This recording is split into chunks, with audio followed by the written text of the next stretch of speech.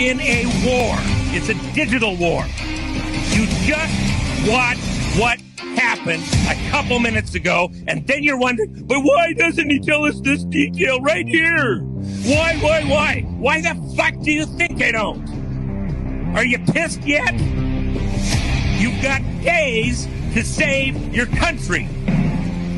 And when people do what they have to do, don't be fussing like somebody is overstepping the line. If you hear that from somebody, tell them to shut the fuck up and get out of our face. We're not letting the steal stand. Take that and stuff it right up your ass. It's not gonna happen. Am I being clear enough?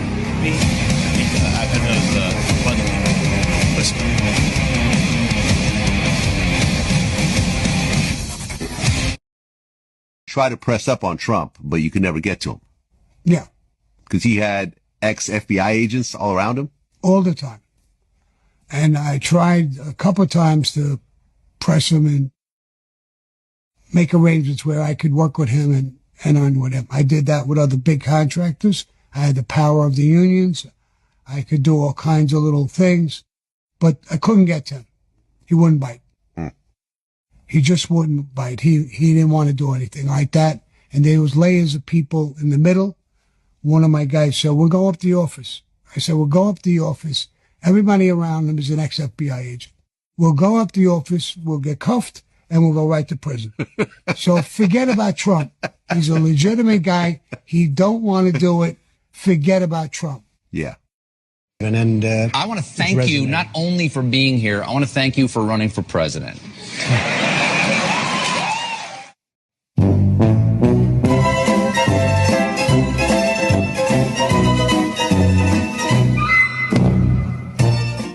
Also, we've got a great show for you tonight. Donald Trump is here. Yeah.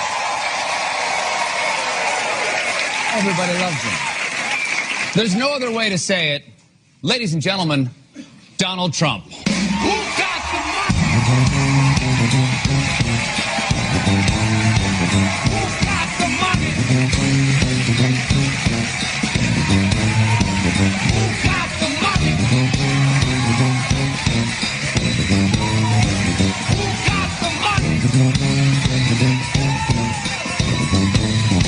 You got the money. Haven't they? Yeah. Thank you so much for being here. Thank you. Speaking of doing a fantastic job, you are setting the world on fire right now. Well, we're having a lot of fun, and I think we're hitting some pretty good issues, Stephen. And I want to thank you not only for being here, I want to thank you for running for president. Because I'm not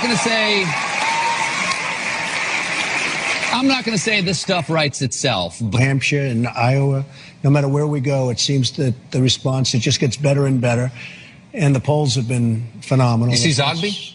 Zogby was great. 33%. That came out today, right? Zogby, 33%. Incredible. I'm not surprised at all. I'll tell you why. Is because... I'm liking him a lot. No, I'm not. I'm liking you too. I'm liking you too. I'm not surprised at all, because especially in the Republican field, because of a country, we have to create, number one, we're going to build a wall. Number two, we're going to... Okay. Oh, listen to this, even with your crowd, I hear No, that. they love but they love the wall. No. People love the wall. Well, Donald Trump, thank you so much for being here. Good luck. Donald Trump is the leader for the Republican nomination. We'll be right back. Thank you so much, Donald. Thank you so much. Donald Trump, everybody.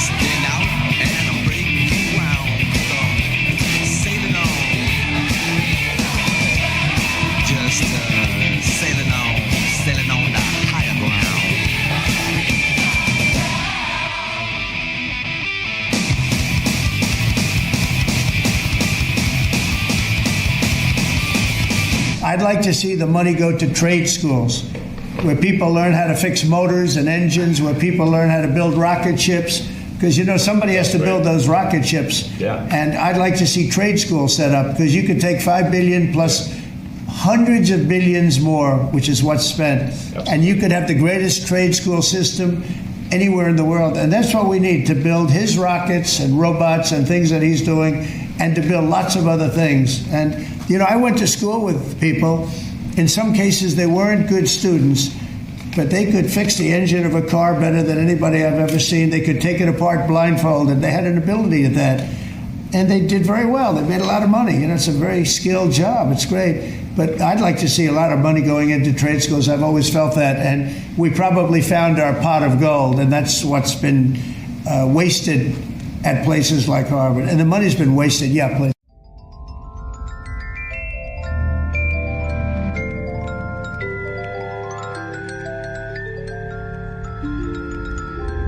With the evolution of technology came a new age of war.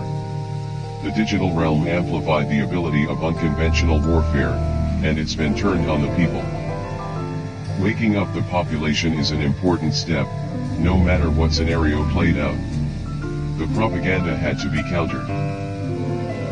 ANOTS became the information army that was needed to go to war with the Mockingbird media. A militia of open source operators. Military and civilian alliance. Today, no war has been declared, and however fierce the struggle may be, it may never be declared in the traditional fashion. If you are awaiting a finding of clear and present danger, then I can only say that the danger has never been more clear, and its presence has never been more imminent. I'm a wartime president. It's a war. The American populace is facing an unconventional warfare scenario. In a true sense, we're at war, and we're fighting an invisible enemy. This is information warfare. We're at war.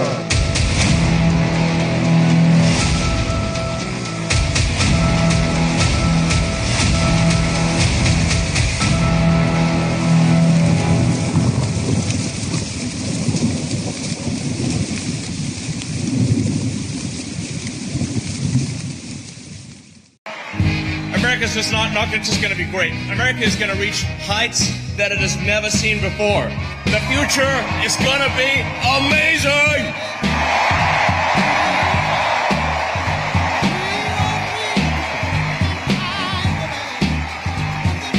Now,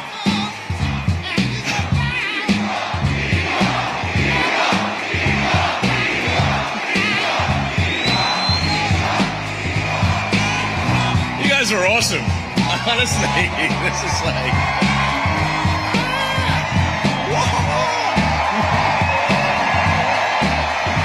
Yeah. I mean, this is the kind of positive energy that America is all about.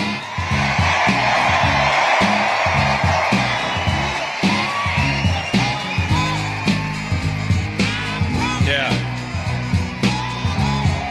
USA, USA, USA, USA, USA. Wah! Yes. 1, 2, 3.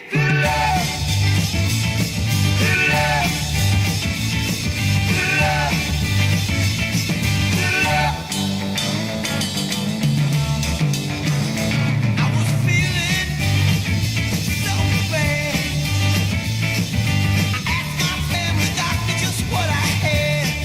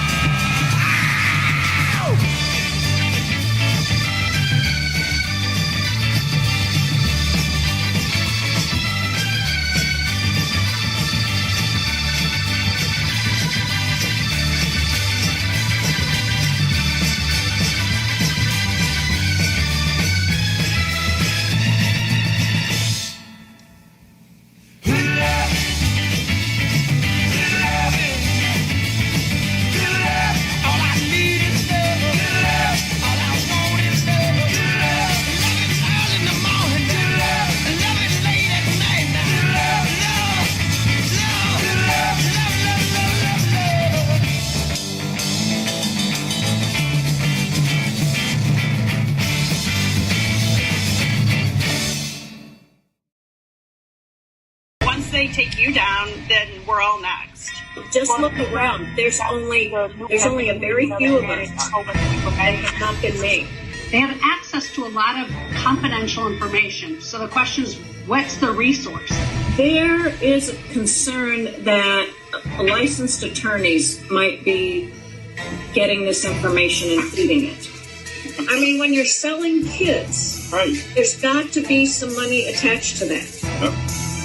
I was figuring on using my trust account, but do you think I should set up a separate account? I think it needs to go on your IOLTA. I think it should be a separate bank account. You do not want anything to happen to that IOLTA account. It's not hard to incorporate a quick LLC. You know, they listed like almost everybody in their cat deals, including Bruce. Yes. Yeah. Okay.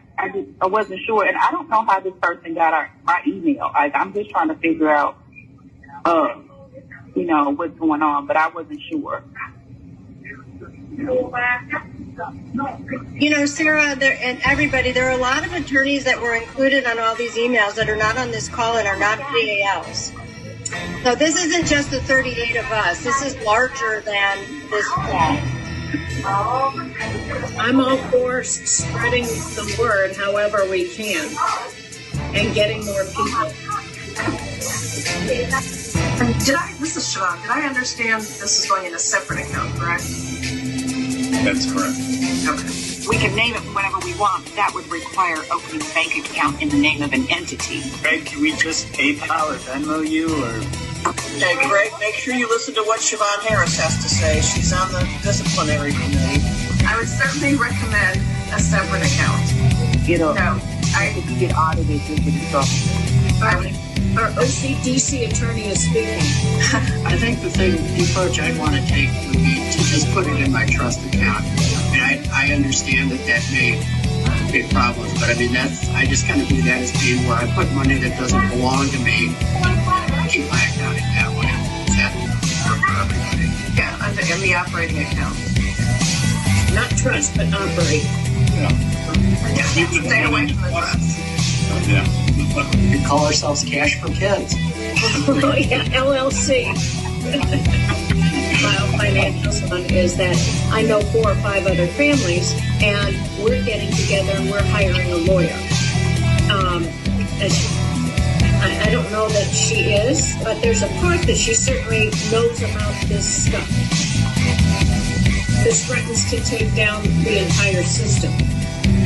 With forwarding this email to other attorneys who may want to support.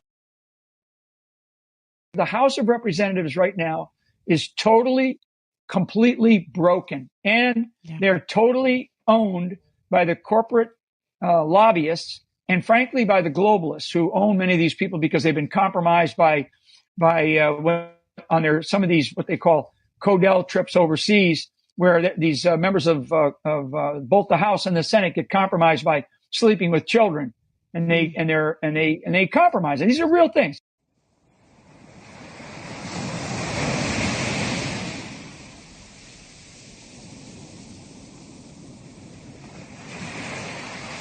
I don't know why it is that all of us are so committed to the sea, except I am. I think it's because, in addition to the fact that the sea changes, and the light changes, and ships change, it's because we all came from the sea. And it is an interesting biological fact that all of us have in our veins the exact same percentage of salt in our blood that exists in the ocean. And therefore, we have salt in our blood, in our sweat, in our tears. We are tied to the ocean. And when we go back to the sea, whether it is to sail or to watch it, we are going back from whence we came. Every time you start moving on,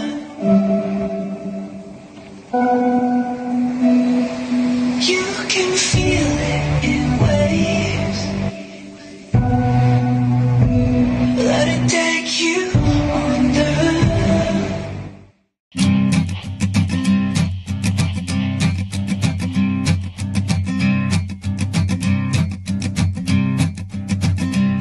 There's a man going round taking names, and he decides who to free and who to blame. Everybody won't be treated all the same. There'll be a golden ladder reaching down when the man comes around. The hairs on your arm will stand up at the terror in each sip and in each sup. Will you partake of that last offered cup, or disappear into the potter's ground when the man comes around? Hear the trumpets, hear the pipers, 100 million angels singing. Multitudes are marching to the big kettle drum. Voices calling, voices crying. Some are born and some are dying. It's Alpha and Omega's kingdom come.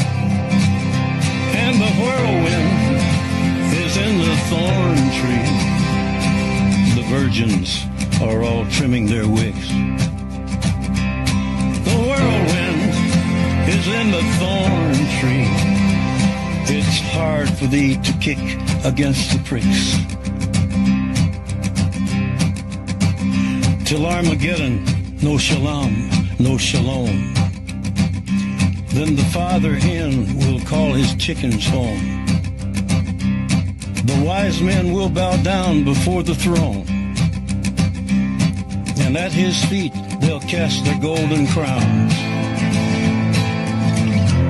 when the man comes around. Whoever is unjust, let him be unjust still. Whoever is righteous, let him be righteous still. Whoever is filthy, let him be filthy still.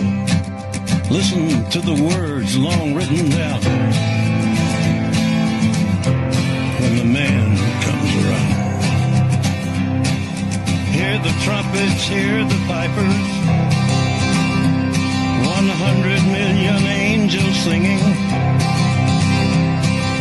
Multitudes are marching to the big kettle drum. Voices calling, voices crying. Some are born and some are dying. It's Alpha and Omega's kingdom come. And the whirlwind is in the thorn tree.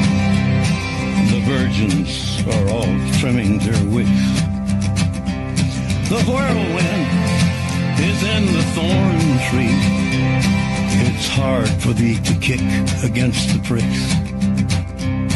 In measured hundredweight and penny pound, when the man comes around. For the first time in 30 years, all the security systems in the building had become useless at the same time. People could come and go as they pleased, even in protected areas, without being seen nor recorded by surveillance cameras. The previous weekend, there had been a power down. Because of the power down, there was a complete breakdown of security that weekend. We had guided tours coming into secured areas by mistake and nobody picking it up because there's no intrusion alarms or anything else. Scott Forbes was also present during the power down. There was a power down in the South Tower on the weekend of the 8th and 9th of September. And it wouldn't have just have affected camera security, it would have affected all the secure systems on doors for either key locks or security badges and so on. To undo them, they weren't working because they're all powered by electricity, so there was no power, there was no backup system, therefore they were all open. What again was the excuse that the Port Authority gave you, Scott, for this 36-hour period of the power being down in the South Tower? The explanation was that there was a recabling exercise to increase the bandwidth of networks that were available in the towers. So today I just wanted to show how much electricity is coming off of a device when it's plugged in, and why you should never have your devices on your lap if they're plugged in, or your cell phone in your hand as it's plugged in. So here we go. So this is the Apple MacBook, and this is how much voltage is coming off. It's a very small amount just because where it's placed right now. But what happens is when I bring this cord over here that's plugged into the wall, look at that, 200 volts, right? So if I touch this cord that's plugged in, I'm going to ground it, and now 50 to 60 volts are going to go into my fingertips. Now I'm going to plug this into the device, just like this.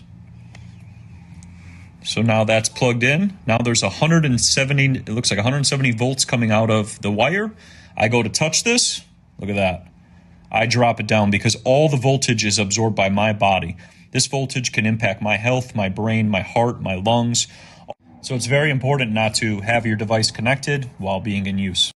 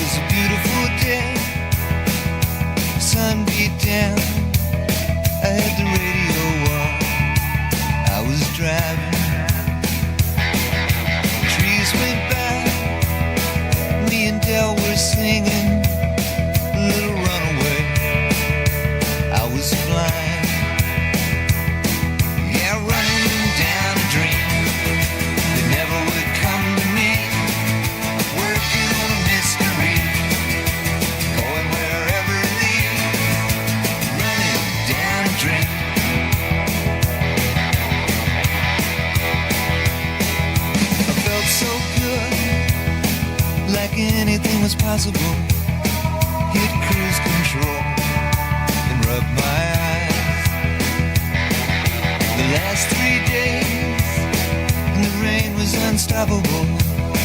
It was always cold, no sunshine. Yeah, running down a dream that never would come to me. Working on a mystery, going wherever it leads. Running down a dream.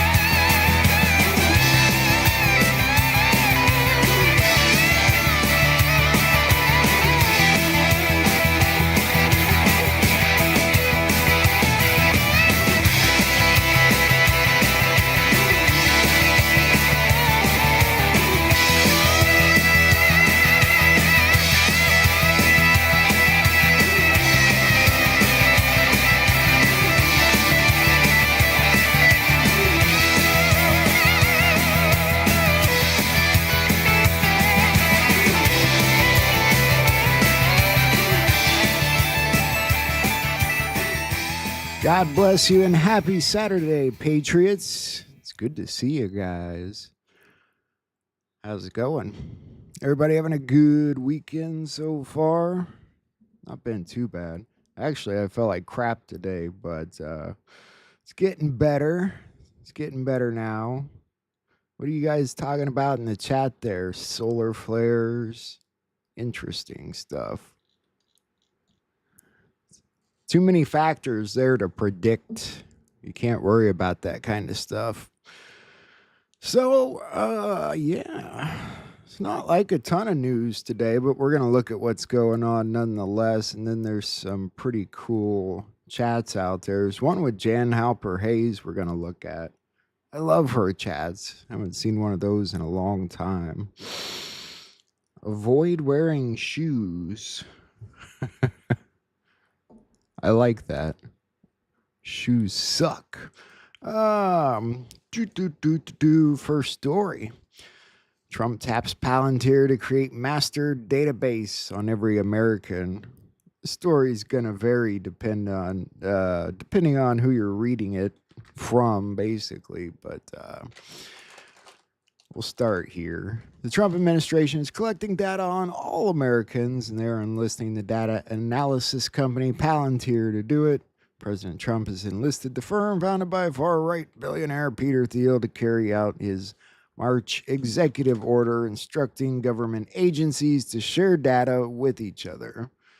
The order has increased fears that the government is putting together a database to wield surveillance powers over the American public.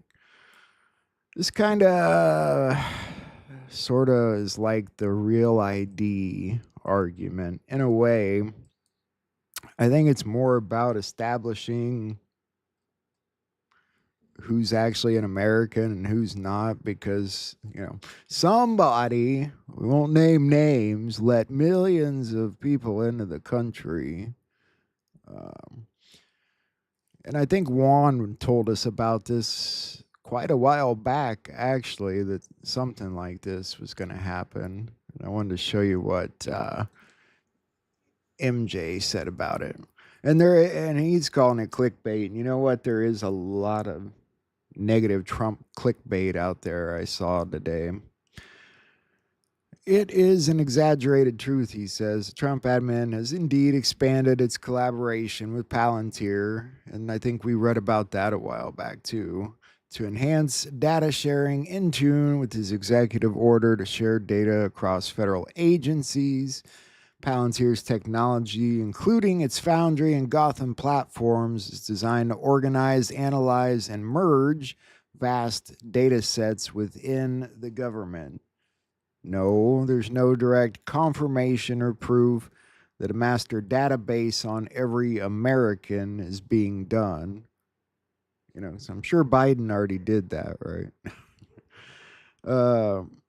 And as Elon Musk pointed out, various agency systems were not talking to each other and not reconciling with one another, especially regarding payments. And I think that's been quite obvious, really, in the stuff we've seen with Pam Bondi trying to get files from the FBI and, you know, piles of boxes in Joe Biden's garage type of thing going on there.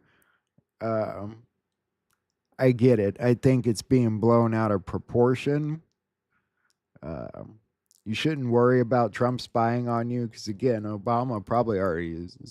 They've been doing that a long time. Come on, guys. They got everything on you anyway. It's not like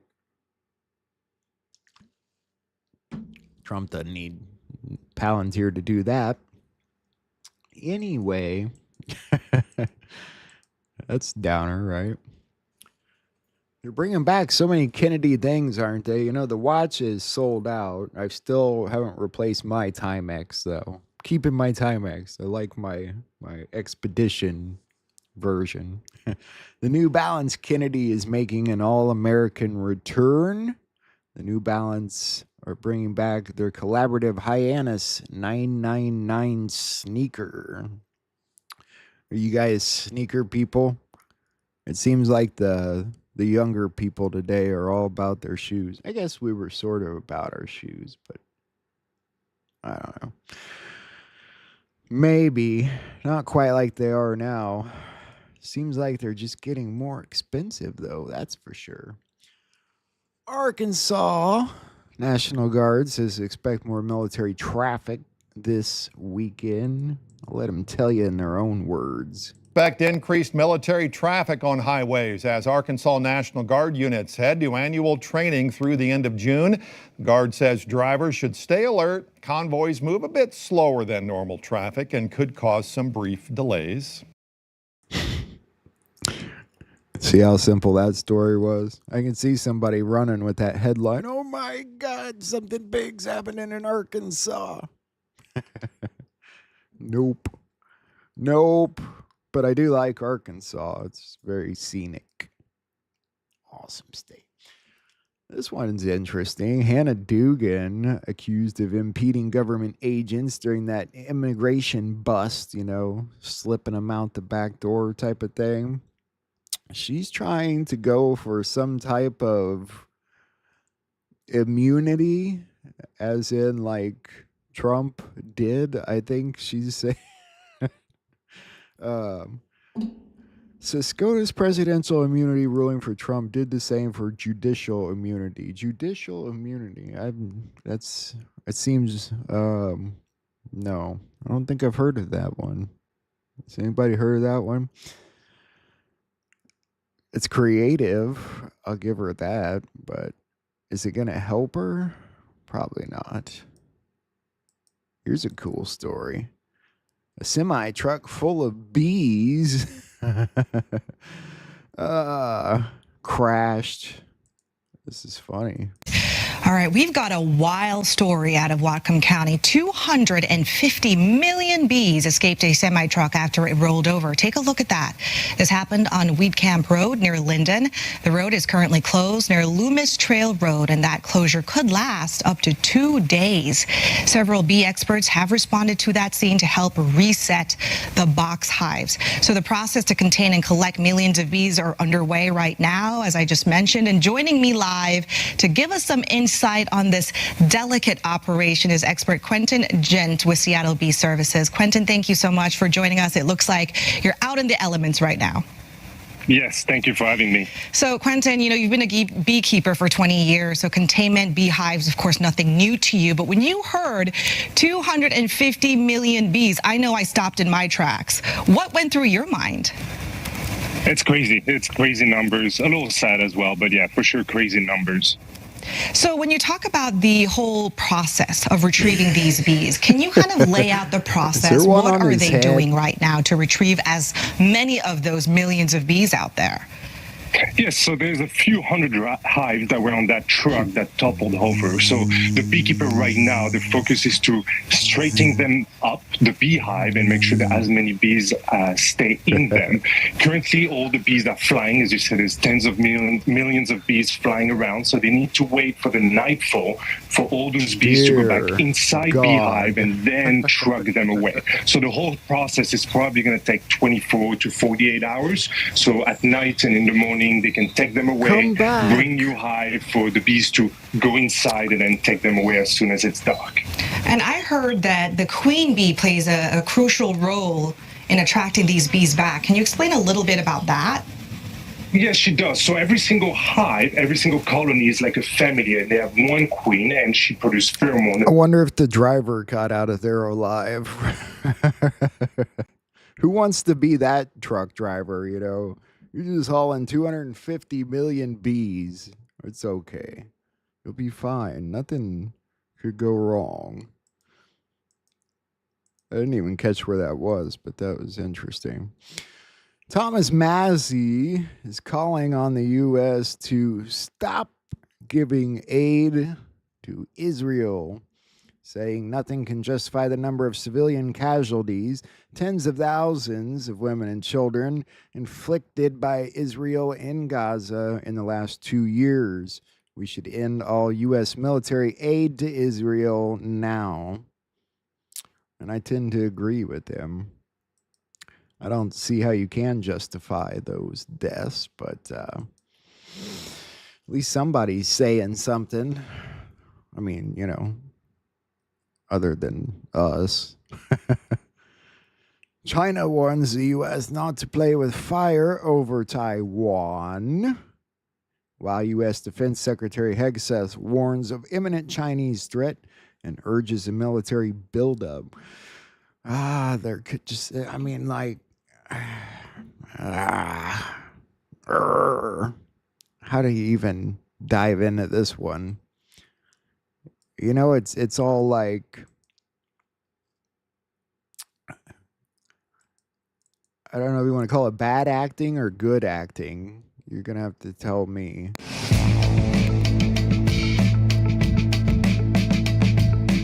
Not to pay.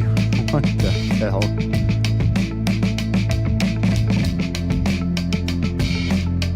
You think they're having fun doing this?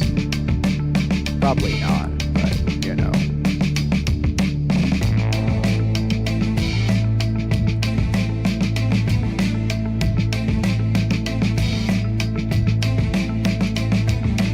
It's like they desperately want us to believe that there's going to be this massive war somewhere. Somewhere, somebody's going to lose it. Is it going to be Iran? Will it be North Korea? Maybe Pakistan? I don't know.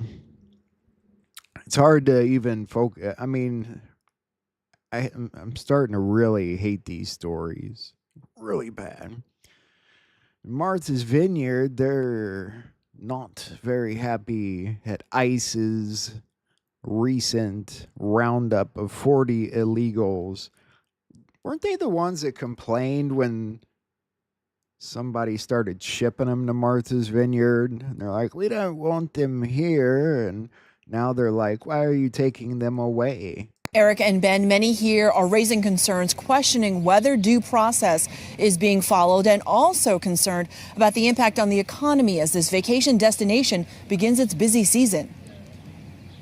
Images of federal agents on Martha's Vineyard and Nantucket spread quickly yesterday. ICE officials say they detained 40 immigrants in the U.S. illegally. 2 are alleged to be criminals, but no details have been released. People are being picked up. We have no information about their circumstance.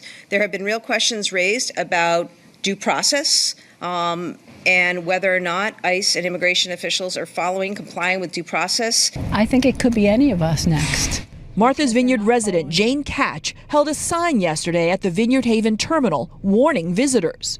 The island has a history of supporting people who are different, supporting immigrants. Everyone in this country is entitled to due process, whether they have paperwork or they don't. Elio Silva, owner of Bobby B's and several other businesses, says fear will impact the economy because even immigrants here legally will stay home. To do in a way that you get the whole community scared. The economy. They're worried about their economy. Yeah. I don't know. I love the roundabout, I guess. It's like they just totally forgot about, who was it? Was it Texas? I swear it was shipping them because one of the Congress people was complaining or something. It's been a couple years, but funny stuff. Moving on, a Secret Service whistleblower alleges that Joe Biden would get lost inside his closet at the White House. You gotta be shitting me. Joe Biden just didn't get lost on stages during his presidency. In case you forgot, here's a refresher. Joe Biden is completely lost on stage. Scary and sad. Throughout his 4 years in office, Joe Biden constantly looked disoriented, as if he were lost or had no clue what was happening around him. Now, a Secret Service agent has confirmed these observations as fact. A Secret Service whistleblower has shared new details on how he would get lost multiple times throughout the week when he was assigned to Joe Biden. The New York Post had the full scoop. A Secret Service whistleblower claims that former President Joe Biden was so out of it at the White House that he would get lost in his closet. Somehow, as much as As much as you'd like to believe that. It's probably a nice little whopped up AI story there, but it's one of those stories you really can't, you know. I like how they call it a whistleblower. Whistleblower. Blowing the whistle. I seen the president get lost in his closet. I'm not even kidding. No. Oh, man, these stories are terrible today. David Petraeus warns that Russia is not stopping at Ukraine and is gearing up for a wider conflict with NATO and the West. God, these stories are rank. I mean, rank. They're whipping up all kinds of nonsense. Former U.S. General and CIA Director David Petraeus thinks that if Russia succeeds in Ukraine, it will attempt another invasion, possibly targeting... I mean, this really, that's not even a story. I don't know why. It's like they really got nothing to write about right now. And they're like, let's just fucking make a story up. It's pretty bad. We're close to the interviews, I swear. We're about done with this crap. They solved the mystery of Elon's black eye. I don't know, but it's interesting what they came up with here. They took it to a Q post where people said, should we be prepping for some kind of shutdown? And the answer was no. Reports of power grid attacks, 6-month preparation should be disregarded. While attacks do occur, we are safeguarded by a black eye. That's the post. And I don't know. I don't know. Starlink. Don't know. They try. I mean, at this point, can you really guess whether they're trying to warn you of something or if they're just saying, look, we're making a connection here? Not a very good sky is falling type of person. And I thought this was funny.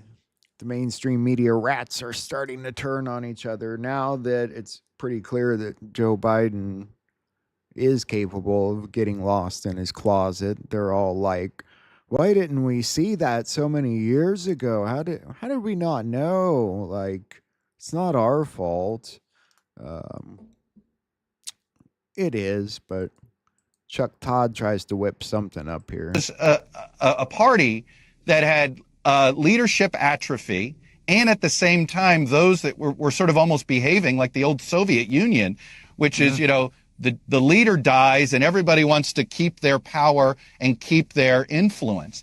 So I do think this scandal should be more laser focused on the Democratic Party.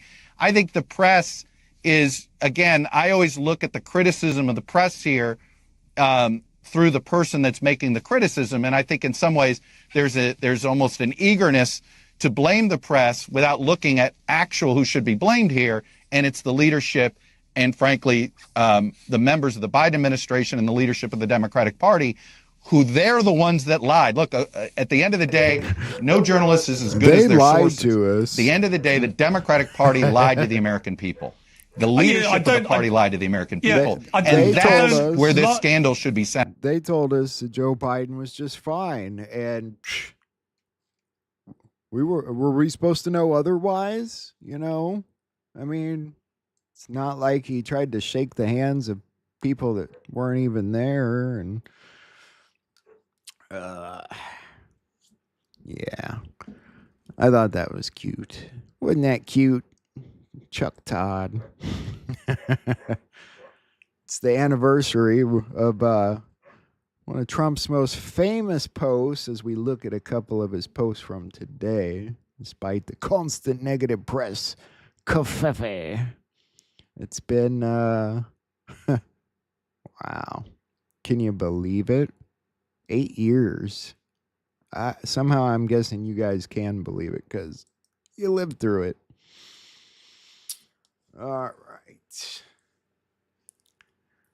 Congratulations to Paul and Gracia Esquire on being named head to the Office of Special Counsel. The great Tom Homan just stated that we now have the most secure border in USA history.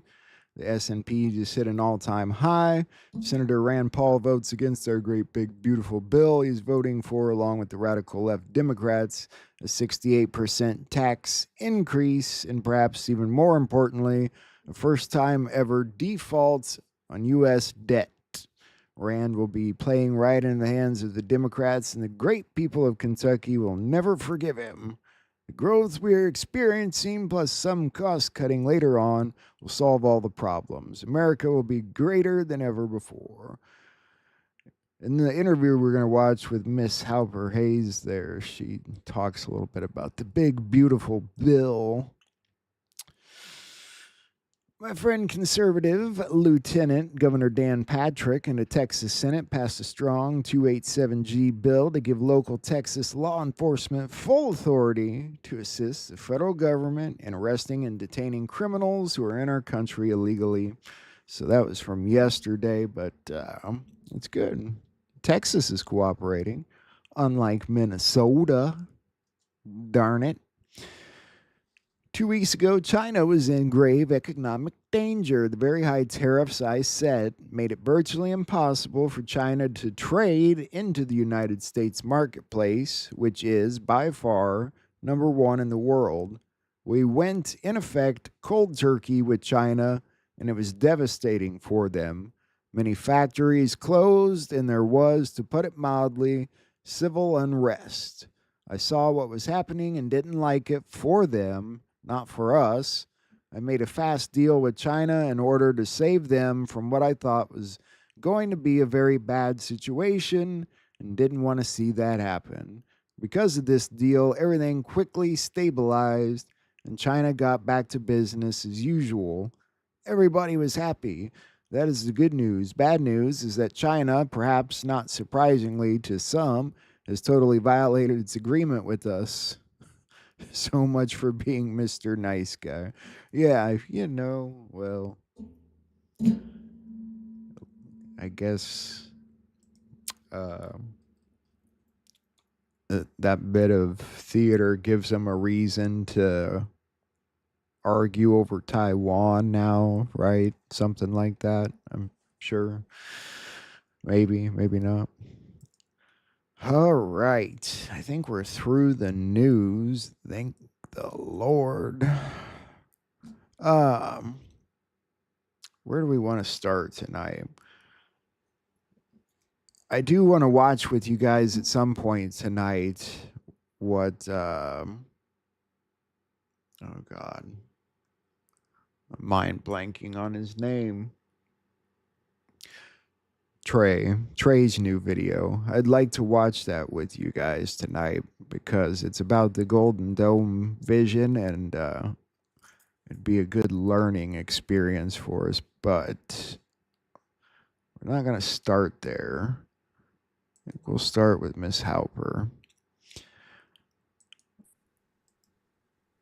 All right, folks, welcome to Nino's Corner.tv. I'm with Jan Halper.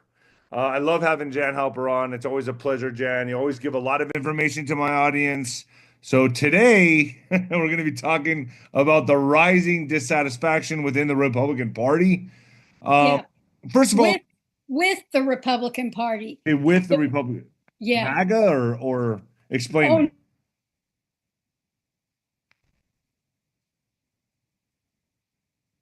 Don't freeze on us, on Jan. the budget. If they don't. Hold on. Start over because you glitched out a little bit. Start over again. Oh, okay. All right. You can edit this, right? So, yeah. Okay. All right. So one of the big things is the reconciliation bill right now. Is that the big, beautiful bill? Is that the one? Yeah, the big, beautiful bill. Okay. But the thing is that we have, the way it should be done is it comes out of the Appropriations Committee. There are 12 different subcommittees of appropriations. And yet, what happens, it's called the chairman's mark. And so if the chairman of that subcommittee decides this is how it's going to be, and any other House member wants to cut spending a bit more or bring up another issue, they often get thrown off of the subcommittee. I mean, the amount of punishment that goes on. I don't want to talk about anyone that is in office right now because I don't want people jumping on them. I really want them to do their job. But for example, Jeff Flake, when he was a congressman, and Cynthia Loomis, who's from Wyoming, Flake is Arizona, they had raised the issues that the appropriations did not cut costs well enough. So the chairman was Hal Rogers. He's since retired, but he ended up calling them un-Republican, un-American. They got their travel privileges taken away from them. I mean, this is like grade school, the way they treat one another, the amount of bullying that goes on. And I really feel bad for them because we voted, they originally go in there hoping they're going to make some changes. But especially under Boehner, and then of course Nancy Pelosi, we suffered her for a while. But under Boehner, Dave Bratt, who did not vote for Boehner for speaker, had his dining privileges revoked. So this is like petty stuff. It's when the freshmen go to their 8-day orientation, they are told, don't bring any changes. It doesn't benefit us. See, they have become superb at self-protection. But what's really bothering me, and in the Senate as well, is that they're good at self-protection, but they don't seem to understand how serious it is that we're losing our country. They just don't. They have their own interest before the people's interests. Oh, completely. So what do we do about this? I mean, so it's a simple game. You know what? There are some things that have to be changed. And I'm not a big proponent of Citizens United, which that lawsuit allowed for an unfeathered amount of money to go into campaigns. We should really pull that back because it really compromises them. So the RNCC, which is the Republican National Committee, if people don't obey their chairman or subcommittee chairman, they will be threatened that they will be primaried. They have to raise a minimum of $250,000 every year to contribute to the RNCC. And if they don't, they can lose their committee assignments. It can really risk. Mark Meadows actually was unhappy with something, and he did have a $21,000 check he was going to send to the RNCC.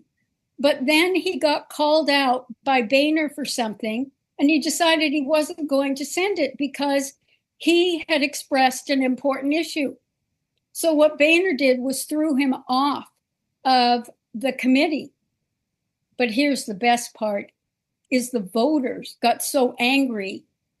It was actually Jason Chaffetz who threw Mark Meadows off, but you obey the top leadership. And voters spoke, and Mark Meadows was put back on the committee. So we really cannot be, I'm so upset, and I am about to call out the Senate. But I think that we have to use our voice every day. We absolutely have to. We can't even depend on someone else. And So let me go to the Senate for a minute. Okay. Because I'm really glad that Ron Johnson from Wisconsin and Rick Scott, senator from Florida, have both said they're going to vote no on this big, beautiful They're bill. going to vote no on it. They're going to vote no on it. But you know, they're absolutely right, because there are still so many agencies, and I'm not talking about HUD or Health and Human Services or Treasury, but minor little agencies that have been created that they aren't willing to cut out of the budget. They're not willing to vote on Doge. How could they not vote on Doge? I was on BBC this morning and they were asking me, oh, is this the end for Trump because Musk is leaving? I said he was a temporary government employee. He had 130 days restriction. He had to leave. He knew that was the timeline for him to be there. But then the media doesn't cover those facts. And so then I'm getting asked questions like, well, do you think they're going to lose the midterms now because he's not going to give the money to Trump? And I was like, why are you going with this? I mean, you guys react to a tidbit of news and make a mountain out of a molehill. And it But really you're saying that people. basically the big, beautiful bill is not going to pass the Senate, correct? No. And I'm very glad it's not going to pass. Wow. I'm very glad it's not. And in fact, I'm working on an article to call out the House about how they haven't dealt with things. I've been working on it all morning. So there's so many things that are kind of like falling flat with Trump right now, and I think that's causing a lot of, that's causing a lot of concern within the conservatives and the MAGA people. The audience is my audience watching. So many things just keep falling short. Trump keeps getting hit with lawfare one after another. Where do you see all this going? Where do you see the Trump administration going from here? There are two things the Senate needs to do, because they don't see themselves as part of the team. They don't see them. They have no idea how to really lead. And we've known that the Republicans are just so feckless. They've got to find a backbone. But there are over 80 nominees who have not had their confirmation scheduled. That means there are agencies without general counsel, without assistant secretaries, without undersecretaries. So how can a cabinet secretary lead if he's still got the saboteurs and the resistors in there? He can't. He absolutely can't. Here's the best part. Did you know that the Senate only works 2.5 days a week? No, They show up Monday at 5:30. So I guess they check in or they go have dinner or they go to a fundraiser or whatever. And then they work Tuesday, Wednesday, and Thursday morning. They have over 6,000 bills and resolutions to deal with. And to date, they've only passed 5 bills. What are we paying them to do? This is our money. And when I was 16, I had been the assistant manager of the Safeway snack bar, but I made a lot of money and I had to fill out my first tax return. And when I was doing my 1090, I remember asking my dad, how come there isn't a box that I can say which agency I want my tax dollars going to? And I have been annoyed about that ever since, because we don't get annual reports. I mean, there hasn't been an audit on many of these agencies forever and ever. So they've not been accountable. But the other thing I realized as I was writing this is that, yes, we're going to a merit-based staffing situation, but you know why they haven't wanted a merit-based, the DEI and the discrimination and all those things that, they squawk about, it means that they aren't held accountable. That's why they do the omnibus bill. That's why they just pass it through. And then, in fact, what Boehner had done was that before the midterms, he hadn't let it pass. But then when it was a lame duck session, then they did some of the things. They're so afraid of the voters. They are so afraid of the voters because that's their preservation. But the other part of it is that they have their own personal pollsters. And those pollsters should go out and say, what are you unhappy with? What is not being done? What should be done? What isn't working? How can it be different? Because all the pollster does is, oh, how great. Come on, tell me what you like. And then that's all they give these people that live in their little bubbles. I am so upset with how they're conducting things now. So where does Trump go from here? If the big, beautiful bill falls flat and then, his mass deportations, I mean, he's getting hit with lawfare one after another. Judges keep stopping him from doing this. I heard his tariffs just got stopped. I guess it got restarted again. But it seems like the judges have just as much power as Trump does. He's getting hit with so much lawfare. I mean, are they just going to, are the globalists or the Democrats just going to wait out 4 years and drag their feet and then that's it? I mean, they put in there. No, the problem is the Senate, which has the majority power. So let me give you another example. The Pope died. We had a nominee for the new ambassador to the Vatican. The Republicans tried to rush it, but the Democrats squawked. It doesn't matter. The Republicans are the majority. It's a simple, straightforward vote. They could have said, to hell with you, but we need to get our ambassador there. And now, what shocked me even more is that the Republicans are playing the blame game and they're calling it Democrat obstruction. They just don't want to stand up and be leaders. So the Republicans they don't know how to be leaders. Sorry? The Republicans are not uniting. Well, they're not uniting, but they also are. But the deep state is on both sides here, Jan. I mean, oh, it is. Not just exactly. the Democrats, but the Republicans are just as guilty. They're just as guilty and corrupt as the Democrats. I mean, that's just what it is. It's all politicians here. So how do we clean this up? I mean, I brought you on many times on my show. You're part of the DOD task force. I've always thought, and maybe I was a bit naive or, I don't know, but I've always thought Trump had to get in unconventionally. And I said, if he gets in conventionally, it means lawfare, problems. I mean, it means a lot of different things. I no deportations. The mass deportations are very minimal right now. It just seems to me like he's not getting enough done. He's done some big things. It's only his first 30 days? I don't even know what it is. 150 Yeah, it'd be 130 days now. Okay. So I mean, he's done a lot, but not enough in my mind. And he's getting a lot of pushback, and he's allowing the Democrats to go back to the drawing board and come up with another game plan, drag their feet. It just seems to me like something's got to tip him over the edge to where this stuff gets done. Okay.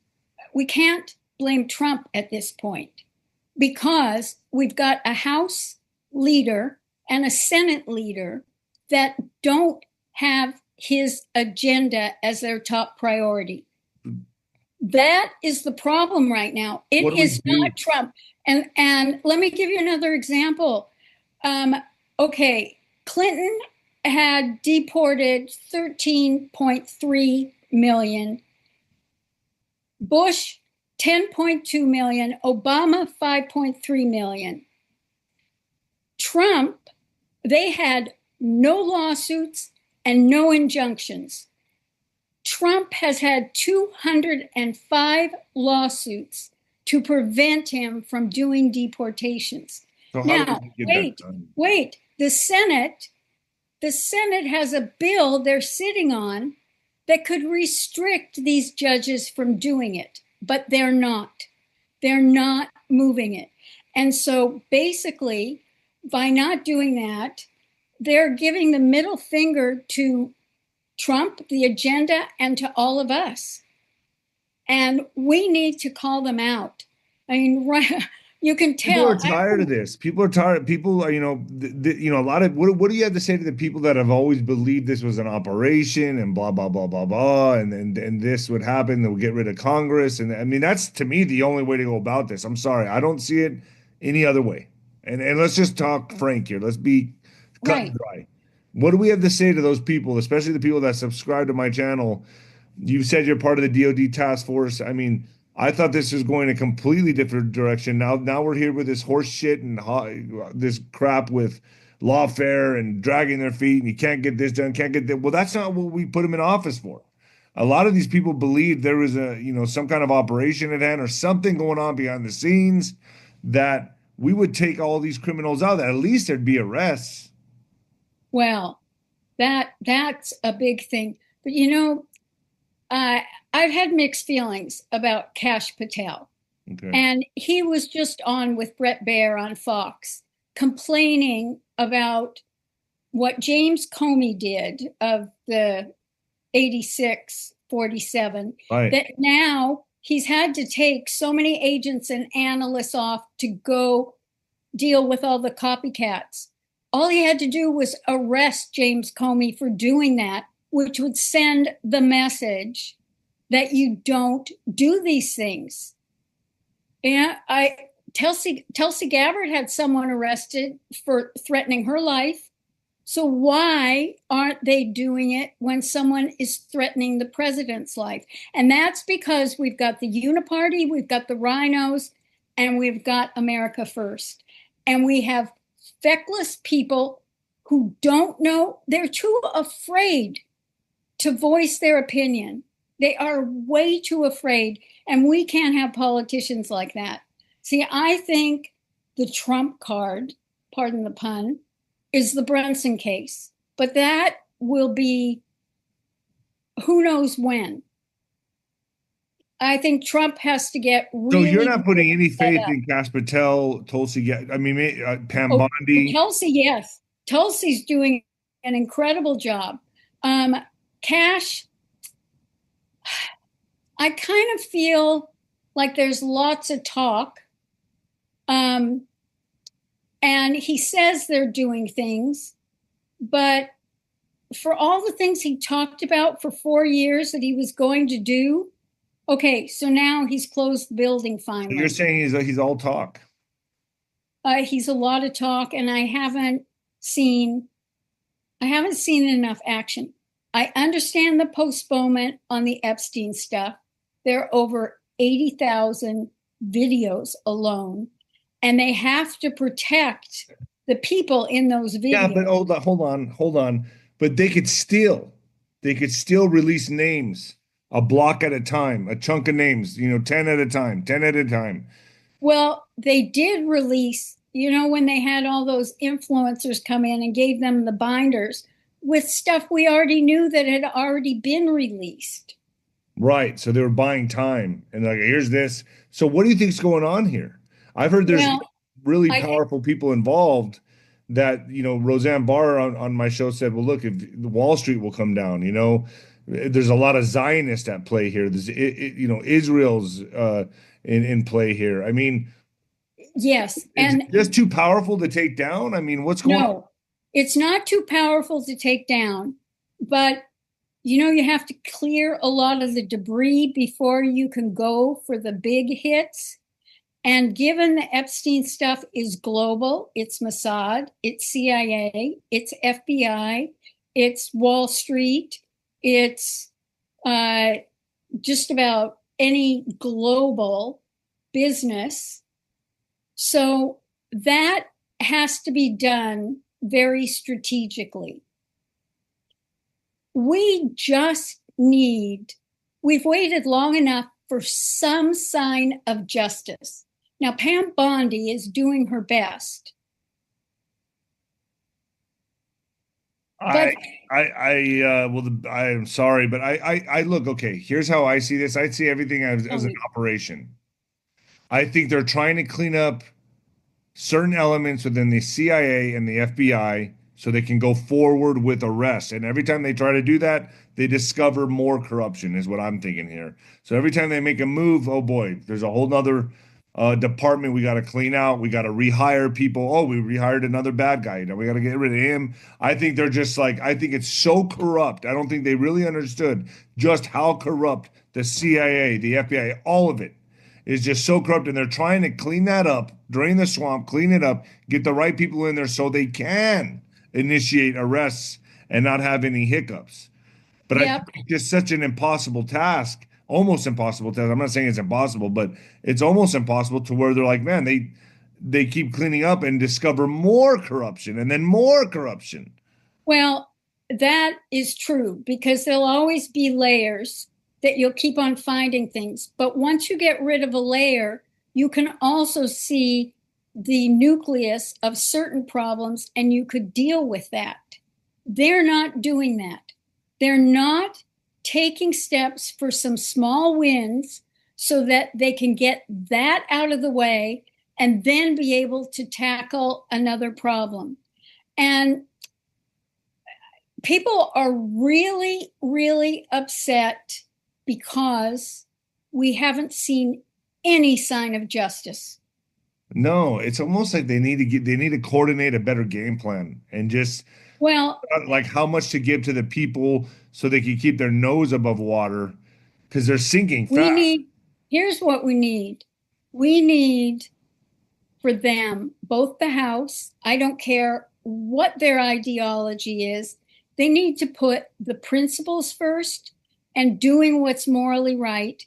And we elected Trump, whether they like him or not, whether they agree with him or not, they won also because we voted for Trump. And they have to get behind him wholeheartedly and do their job. And they're not. That's my biggest concern right now. And they're not going to. So that's a waste of time right there. They're not going to, Jan. You know that. I don't know. I think if enough of us call them out, if enough of us start giving them the reality. I mean, John Rich is so upset with Tom Tillis that he posted to Tom Tillis, I got my bus ready. As soon as your campaign starts, I'm coming to get rid of you.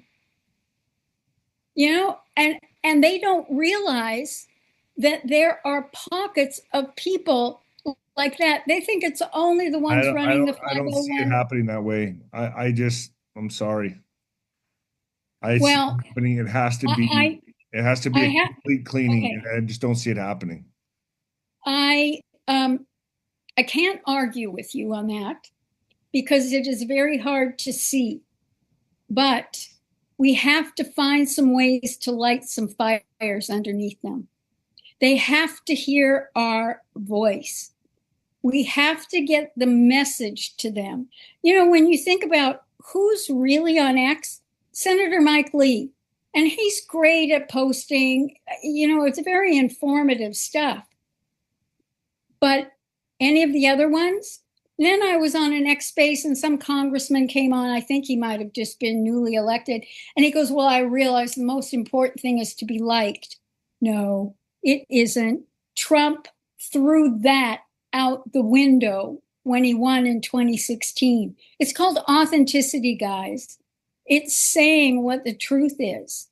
And we know the truth, and we see them still lying to us, bullshitting us, pardon my language. I don't see how this gets handled unless there's some kind of situation where he can sign the Insurrection Act and take full control. Well, that is the ultimate. That's the truth. We're still doing the same song and dance. He'll be a lame duck. I mean, he'll get some things done, but there's been no deportations. The small dent, they're not self-deportating. I'm telling you that right now. They're just waiting it out. They're waiting for this guy to go. So they're just going to allow him to drag his feet, wait the 4 years out, and get somebody in that's a Democrat and steal the election. Let's not go we're only not even a half a year into this, okay? I get we're it. Not even a half a year. I'm just So telling you what they're don't thinking. go- Well, hold on. I'm just telling you what I'm telling you. I'm on the border, so I know what they're all saying. Right. I grew up on both sides, Jan. I grew up in Mexico and in El Paso. I grew up on Right. both sides. And I know that there's heads of the cartels getting taken down, but I know a lot of them are waiting it out. A lot of these people that are Oh. here are just waiting this out. They're hoping he either gets assassinated or loses the next election, and then they're back in business. That's all they're Okay. doing. And that's fine. And that's how they're thinking. But what we have to do is figure out how we can better support him. And that's by literally going after these politicians and holding them accountable. Everyone thinks it's just Trump. It's not just Trump. We've got a system there. And that system is the most dysfunctional. Congress is the most dysfunctional system in all of government. Jan, when are they supposed to vote on that big, beautiful bill? Is it soon? Well, the Senate was saying that they're not going to make it by July 4th. Okay. So, which is good because we need this discussion and it needs to go back to the House. Look, when I'm done with this article, I will come back on and I will outline all the critical issues of what people need to think about and what people need to call the politicians out on. Okay? there's just so many things happening at once here, like we have this, the war's kicking off with Russia now, and Ukraine is back on the table. It looks like World War III can definitely start. Germany's given permission to Ukraine for Ukraine to use their weapons long range. Russia says we'll strike Berlin. I mean, it's just like we're back there again. And it's like every little inch of progress Trump tries to make, it's like they take us back a mile, and it's disheartening for the MAGA people to see this. For my audience, they want results. They want justice. Cash Patel keeps coming on and changing the story. Dan Bongino comes out and says Epstein did kill himself. It's almost like if it looks like a duck and walks like a duck, they're telling us it's not a duck. And we're like, what's going on here? We know what we're looking at here. What are you saying? What the fuck is this? Well, people were very surprised that he appointed Dan Bongino. My feeling is one of the things Trump does is he lets people hang themselves. Yeah, but come on, Dan Bongino. Yeah, I don't think he's corrupt. I my opinion. No, I don't. I'm not saying he's corrupt, but I We am don't have saying. time. We don't have time for people to hang themselves. We have to work. We have to go. Let's go. All right. And the problem is that no one in the House or the Senate feels a sense of urgency. None of them feel, if the Senate's only working 2.5 days a week, if 80 nominees that some people might not even get into they put their lives on hold, they've been nominated, and they might not get into their position till October. I mean, that is, you wouldn't run a business that way. So why do we allow for our government to be run that way? No. And I have some sensitivity for Trump. In fact, sometimes when I think about all he deals with, I don't understand how he can still be just charging ahead. He's like the ever-ready bunny. He just keeps going and going and going and keeps fighting. I mean, that's a phenomenal set of resilience in his character. But we don't have that in our elected officials. So what is the remedy? Well, how long do we have? Because I think with Doge, that was the start to get rid of some of the, bring things to the surface. And at Project 2025, I was very disheartened because they did not have any one of the many hundred people that contributed to how do they make things happen.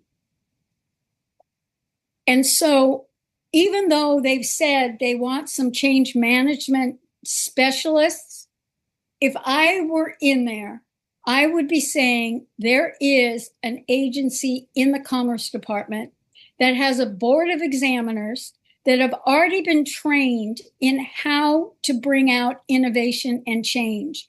But what you've got to do is you've got to get the people that work in that particular agency, department, group to be the change agents. You don't need an outsider. You need an outside advisor guiding them. But if people feel that they can voice how they want to change, and I'll tell you, look, 40 years of doing this, I have always believed, in fact, I always tell the most senior executives, give me the front line people. I want the people at the bottom of the pyramid, and they have to be part of any decisions with other managers, supervisors, etc., because they see more things than the people at the top. And that would help Trump enormously. It would also prevent some of the legal hassles that he has, because right now what Doge did is it put everyone in fear.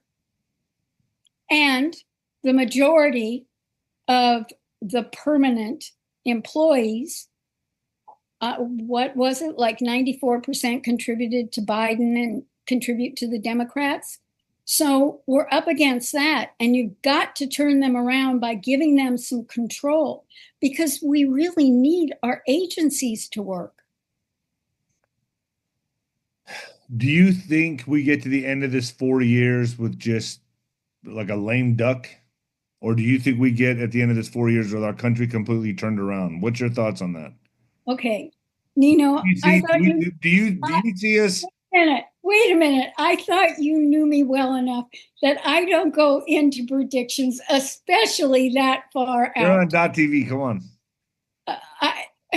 I won't even go there, because for me, I need to look at what's happening now and how we have to deal with these obstacles that are right before us.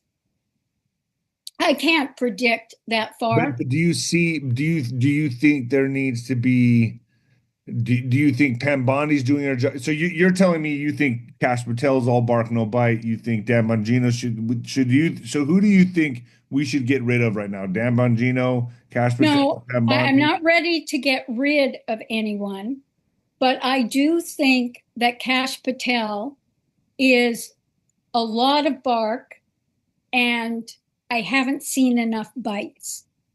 Dan Bongino, he has different positions from mine on certain things, and that's fine. But what I do know is that he's definitely a MAGA supporter, and he's been a cop, and he's been a Secret Service agent. And it looks like Kash and Bongino are really a team, and they're working together. But what they haven't realized is that they have to give us tidbits. They have to show us they're doing their job. But they're not showing us. They're just telling us, and we've been told for too many decades. But don't you think that this operation has to be done with surgical precision? Do you think maybe, like what I said earlier, like the corruption is just so deep that they're just like, wow, we didn't even know it was like this? Like, do you think that's what the stall is? That it's just, or do you think that they've been threatened? I mean, what do you think's going on here? Okay. What do you think it is? We know for sure there's corruption in the House, in the Senate, in the different age. I mean, there was enough things revealed. Okay, set that aside. What we need is people to be able to do their job. Trump has picked some very good cabinet secretaries, and they're working on things and they're communicating to us. But if there is not a deputy director of the Treasury, Scott Bessent doesn't have enough time in the day to deal with everything and to figure out all the other people that need to be there to help him to get things done. So my greatest focus right now is that they need some organizational development right through the government. But if the Senate won't do their job to get more than 80 nominees in, then how can they clean up? How can the undersecretaries or the deputy director or the assistant secretaries find the people who are the resistors, who are giving misinformation or half information or hiding things? That is part of what will make our government work. And our politicians have no sense of how a good organizational machine needs to work. So do you think the only remedy here is the Brunson case? Because that's what it sounds like to me. That's what I'm hearing. No, I don't think the only remedy. No, I am determined. I am determined to get people to pay attention to how the House and the Senate are not doing their jobs. They're sabotaging Trump. That is where I'm at right now. It's so clear to me. And if we don't take care of this, we can expect another 3.5 years of this. Exactly. And we already lived through it in 2016. So that is what we have to focus on. We have to hold them accountable. They have hidden everything that they do. They have escaped responsibility and accountability. But if this is a government for we the people, by the people, and for the people, we need to really gather people to let them know. And that means sending emails. And this is basically an urgent message to MAGA that we need to hold our politicians accountable. We need to get together again, exactly. Hold these politicians accountable for what they're doing to this country. But see, people have been sitting back on their loins thinking, well, the military, okay, we're waiting on the military, we're waiting on arrests. They're waiting on this. So then shouldn't Kash Patel come out and say, hey, we don't have any arrests planned right now. Stop thinking about that. I mean, seriously. I mean, if it's not going to happen, it's not going to happen. He did come out early on and say, oh, we've captured 2 people of the top 10 list of fugitives. That's not good enough. That is not good enough. I mean, if you went back over of every week that he was on Talk with Kash with the guy, Jan, whatever, I can't even say his last name. And every week, Kash Patel was bragging about what he would do and how it should be done. And we haven't seen that. And that's what bothers me about that, because we know how corrupt the FBI is. Wow. There's a lot here. So Trump is being sabotaged. Congress needs to go. Well, Congress needs to be held accountable, and they need to realize that they need to feel the sense of urgency that we feel. And they don't. They don't. They worked 5 days a week for about 2 weeks to get his cabinet secretaries in and a few other people. But, Trump has to appoint upwards of 2,000 to 4,000 appointees. Right. You can't. There needs to be an overhaul right now. This needs to happen. Absolutely. Quick. They need to do their job. When Trump won, I told, I've said this on my podcast so many times. I said, when Trump won, they were shell-shocked. They were trying to steal the election. They got stopped in real time. And then I said, now it's just like in boxing. You get someone hurt, bam, bam, bam, and you see them a little bit like this. You start, bam, boom, landing the shots, trying to take them out. You don't just sit back and let them get their air, let them get their wits about them and recover. We needed to go in and take these people out. I mean, this dragging our feet is like, what are we doing? What is this? Well, the answer isn't necessarily taking them out, because we cannot. They tried to take him out. They tried to kill him. Well, I didn't mean it like that, but you know what I'm saying. They're playing this game very seriously. It doesn't seem like we are. When you say we are, meaning the Republican politicians? Right, yes. Absolutely, they're not. They have no sense of urgency. They're doing it same old, same old. What I'm saying is the Democrats seem to unite. Corruption seems to unite quite well.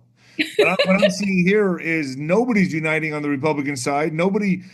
Trump was almost assassinated. Nobody's even looking into that, as far as I know.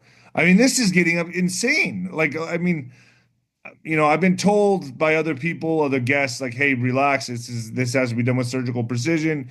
Things are happening behind the scenes, but there's not things that I can see.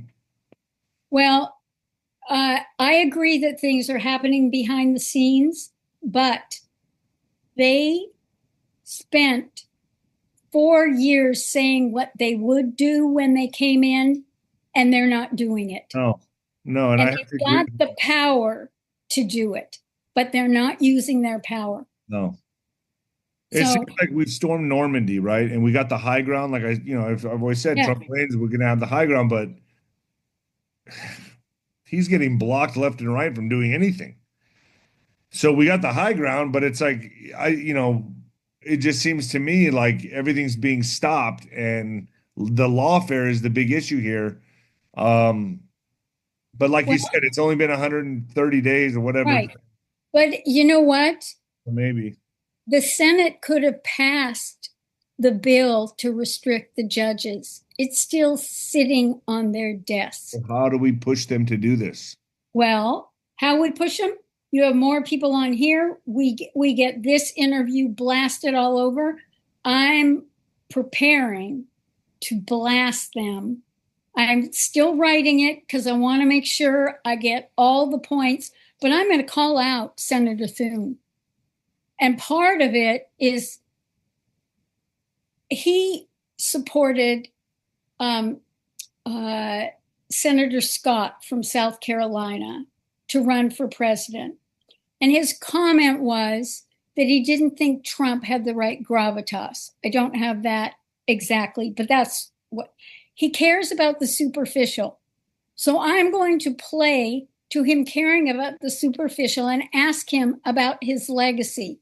Do you want your legacy to be that you could have stood up with a backbone and done things instead of blaming Democrat obstruction when you've got a majority and you're not using it?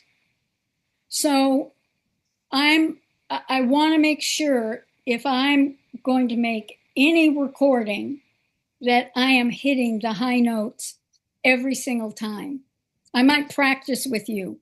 No, that's fair with me. So, Jan, I appreciate you coming on. Thank you so much. Anything else you want to tell my audience? No, I think what we've done is we have covered what the majority of people are feeling right now. Right. Frustrations. Well, but we have to think about how we're going to deal with those frustrations. We succeeded with our votes, but that doesn't mean we go back and sit. That's what happened. Look, the military had the goods. Trump could have had them show it, all the fraud for 2020. We had to live through 4 years of Biden and what the Democrats did to wake people up. And that was the right way to do it, because look at how many people have come around. I mean, the Democrats are losing the working class, and they use their think tanks to tell them the issues. But those are all elitists. They do not even focus on what the working class considers the most important issues. They want to make the progressive Democrat Party better. They want to set up another financial institution, more government, more government. Yeah. Or sort of harried as well, is that they didn't pass an omnibus bill until it was too late for the elections because they didn't want to be called big spenders. They know they're big spenders. And what they don't realize is the lockdown was the best thing that happened for us because it gave us time to think. It gave us time to see things. Yeah. And they don't realize how wise we are. Right. They Our underestimate. eyes are open. 100%. You know, I don't think I can recount it as well as Ronald Reagan gave it, but he talked about this boy that was selling kittens outside the Democrat convention, and they were being sold for $10.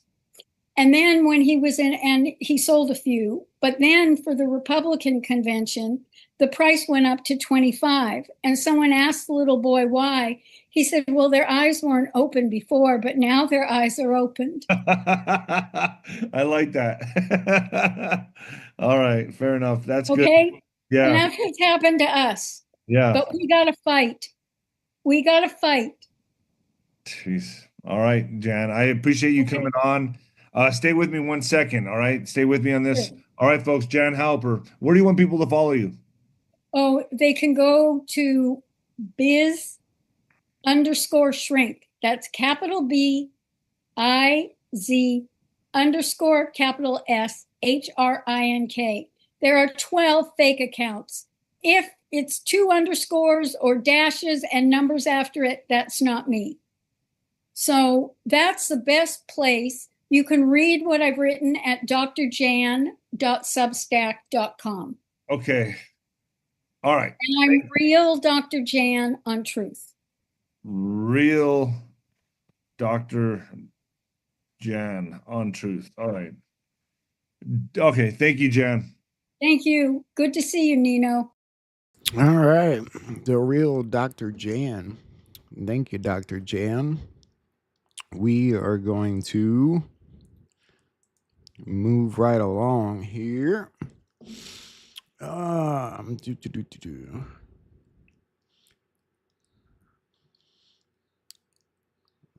to think of what I want to look at next here. I've got a couple other different interviews. I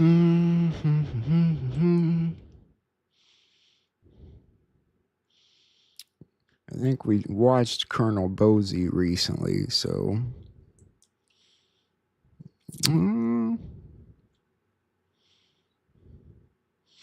I did say we'd watch this Golden Dome thing together. Let's watch it, and we'll go on from there.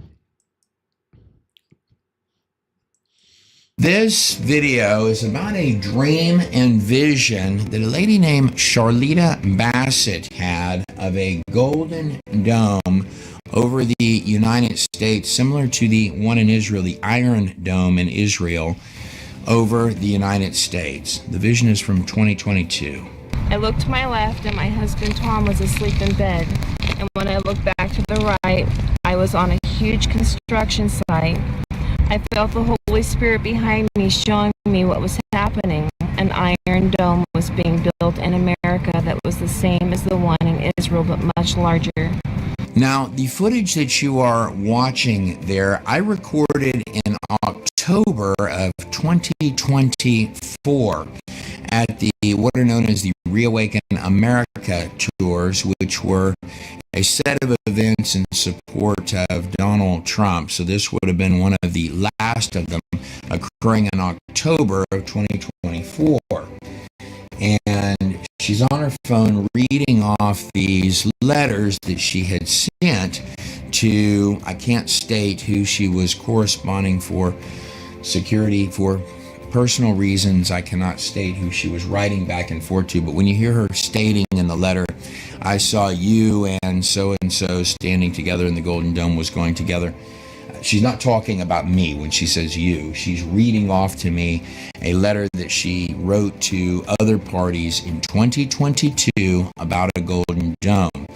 We had to hurry. President Trump had spoken to Benjamin Netanyahu, and he would be striking Iran very soon with missiles to take out the nuclear power plants. When were you given this?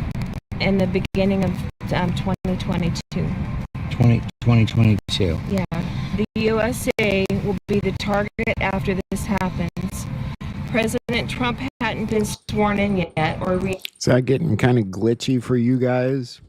Let me try and fix that here real quick. Yeah, mine was getting a little glitchy too there. Let me take a look at what the problem is.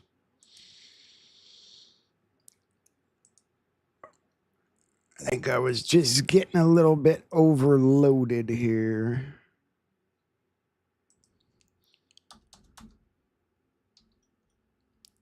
Just crank that puppy up a little bit. Try that. All right. Let's see if this works. and stated it will be different. It will be in the old ways. It will be the days of old, like the original foundation of the proclamation, the law of God's land, and swearing in President Trump. This is kind of important because you don't find footage of Donald Trump talking about a golden dome going in until roughly these kind of dialogues start popping up in April of 2025. So, of course, this would have been, well, October of 2024 would be way earlier, and 2022, where the letters she was writing makes it well before, years before this was a subject. Also in the old way, under the Republic. We all heard the cry of the eagle high in the sky, up in its nest. We heard the eagle high in the sky in its nest, up in the trees, surrounded by this fortification of protection for the USA to defend itself from foreign attacks. The eagle took to flight. It was white, pure white, new beginnings, God said. God's ways, not ours. Read Psalm 16 and 1 and every verse after this chapter. The people will be in awe of the miracle that occurs when this happens. Bibi takes down Iran. We all stood there, the ironworks, President Trump, Sergeant at Arms, waiting to be sent on their mission.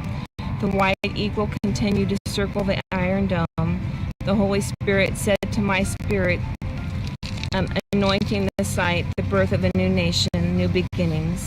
The men began working faster now, and the noise was an echo of steel that almost sounded like a large church bell, clanging in victory, side by side with President Trump, and I could see, and there was another man I could not see. The Holy Spirit touched my hand, and I turned to go, and time sped up, and things I can't see, but joy will come when the removal of the usurper is removed, and all who meant to destroy the USA, foreign and domestic. Still happening? Is it still shorting out for you guys? I'm gonna end up screwing something up here. May just be this video, I don't know.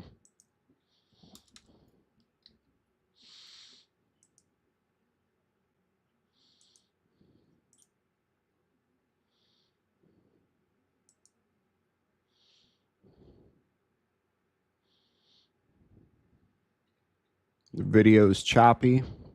Yes. All right. You want to try? All right. Shit.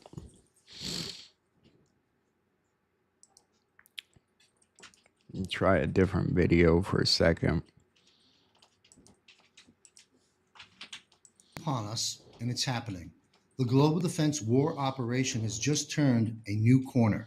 Arrests, public tribunals, martial law. This one's We are working. in the process of freeing humanity. And I believe the world gets to see all of this, and it is my opinion this may be somewhat imminent.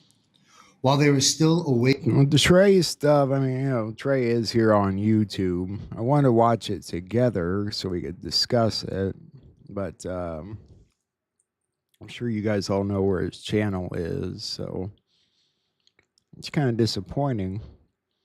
I'll have to watch it later. I don't know what was going on with that. This one seems to be working, so I don't. Let's keep going here. Days to go yet. Seems to me that evil is beginning to lose its grip in this spiritual battle that we are engaged in. Fast forward to the oh, wrong video. We just watched that one. Let me try again, guys. I'll get it down, I swear. Guy labeled it wrong.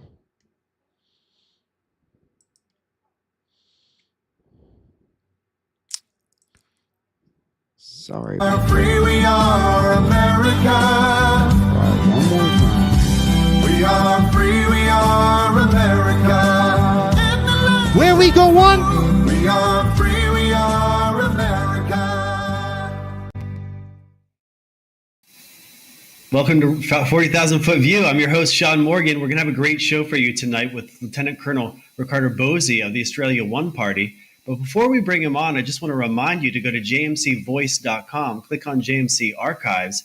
You can see all of the great programming we have there. We have the deep dives with Josh Reed. We have the 40,000 Foot View episodes.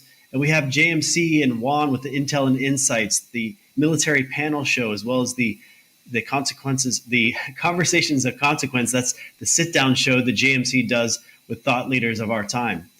So go to jmcvoice.com, click on JMC Archives to see all of those episodes, or just go to the Rumble channel that's linked below. Well, let's bring on Lieutenant Colonel Ricardo Bosi of the Australia One Party. Thank you so much for coming on, Lieutenant Colonel. Absolute pleasure, Sean. Thanks for having me. Absolutely. So tell us what's going on the ground in Australia. Where are you at as a political party, and where do you plan on going next? Sure. We've been busy at this for many, many, many years now. I kicked off, this is my 18th year. Not a con, but yeah, 17 years of good work into our 18th year. So this has been a long journey for us. We've certainly been doing the work from the very beginning. Initially with another party, but that collapsed, so we started our own and just drove forward, quite independent of anybody else. And it was a significant burden for us to understand the world we were entering, and then starting to make headway. But it's been a fantastic 18 years. We are where we need to be. That's the short version. The organisation is developing its systems as it does and progressively improves. But what we're doing in terms of our actions, which is key, what we try to do with A1 is to cover every possible base that we can in an unpredictable way. We choose our time and our place, like a special ops, I guess, our time and place of attack in an unexpected way, so we keep our adversaries guessing. Where are they going to go next? What are they going to say next? And we literally will move into areas that angels fear to tread, let's say. We'll jump in with both size 14 boots and talk about those issues. So we help start to dismantle the mindset that's been set, not just in Australia, but internationally, on the big issues that have been deceiving us and leading us astray. But where the country is, the battle is advancing nicely at a strategic level. The whole system, the organs of state, the levers of state have all been penetrated and now under control of the white hats, let's say. And there are a lot of indications about how that's going. Whether it's, and I'll go through all of them just so people are aware of the complexity of this, because that's one of the problems. The complexity of this war is such that the average punter out there, the average Joe, would have difficulty keeping up, and that's all of us as well.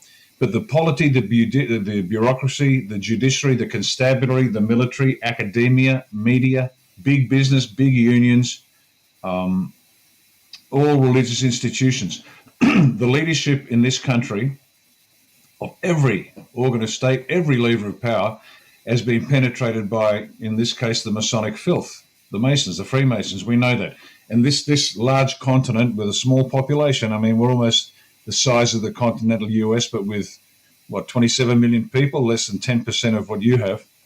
It's a tough place to control because it is so big. The population is concentrated, but it's a tough place. But the Masons who built this country, for those who aren't aware of it, they have their fingers in every pie. You can't swing a dead cat in Australia without hitting a Freemason. And so what's taken a lot of time is to identify, map the system, and then make sure all those levers are under control. And let me just give you an example of that, that the White Hats are under control. Sorry, the White Hats have control and have the Freemasons under control.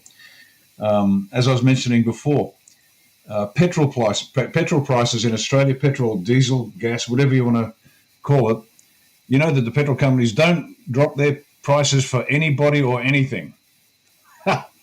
And yet, without any song and dance, because the whole idea was to let this, excuse me, to let this happen without too much fanfare, is that the gas and oil prices here in Oz have dropped from over $2 a litre, Australian dollars, to $1.78 per litre. Now, in US terms, that's a drop, say, from $4.88 a gallon to $4.34 a gallon. So it's like a 50-cent drop per gallon, just like that. But it's happened, and there's been no announcement, no rationale, no explanation. So that was one way of, let's say, the White Hats easing the burden on the average citizen out there without making a song and dance about it. So that's just one element, one piece of evidence that the system is now in better hands, let's say, under new management, but that new management is very much hidden. So the lower level useful idiots that think they're still running the country have no clue what's about to hit them. The upper level's gone. They went some time ago.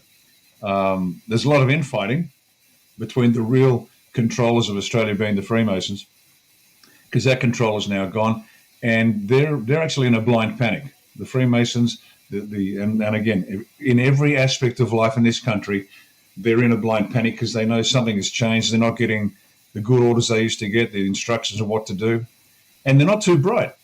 They're not too bright. That's what happens when you have promotion based on membership rather than merit. They're good at following orders, but they're not good at thinking. So there you go. Now that's the strategic level, tactical level. What's going on? The final mopping up operations are occurring, and we know that we've had some extremely bad weather, flooding, rains, storms, winds, and excuse me. And that's being used as a cover for the final mopping up operations that are occurring around the country. And so, as I said, we're in great shape. We are where we need to be. We're patiently waiting our turn. We know it'll come, but let's face it, there are bigger fish to fry than little old Oz. We're like the Appalachian Mountains. We're there. We don't need. They won't be dealing with us just yet. Well, I believe when the time does come for the balloon to go up, it'll happen simultaneously. But anyway, there's an intro to Oz. I'll stop talking and let you get a word in. I am curious what your thoughts are about, for example, Macron has been seen with about 4 heads of state holding on to him like he's a little schoolboy. I remember President Trump walking around, leading him around like that in the past. And then we saw the president of Turkey holding on to his finger and not letting go, the president of Albania holding onto his hand and not letting go. He seemed to have been caught red-handed with cocaine on the table with Starmer and the Prime Minister of Germany. And then recently, I believe it's today or yesterday, he was caught exiting an airplane, and his wife/husband pushed him with both hands in the face while the cameras were running. So I wanted to get your take on this, whether this is just the truth slowly being released in kind of a controlled psychological operation, or if this is just the way it goes, that divine providence, so to speak, where you just can't hide everything forever, and eventually, and nowadays when the camera's always rolling, they just can't hide the truth. So what are your thoughts about Macron?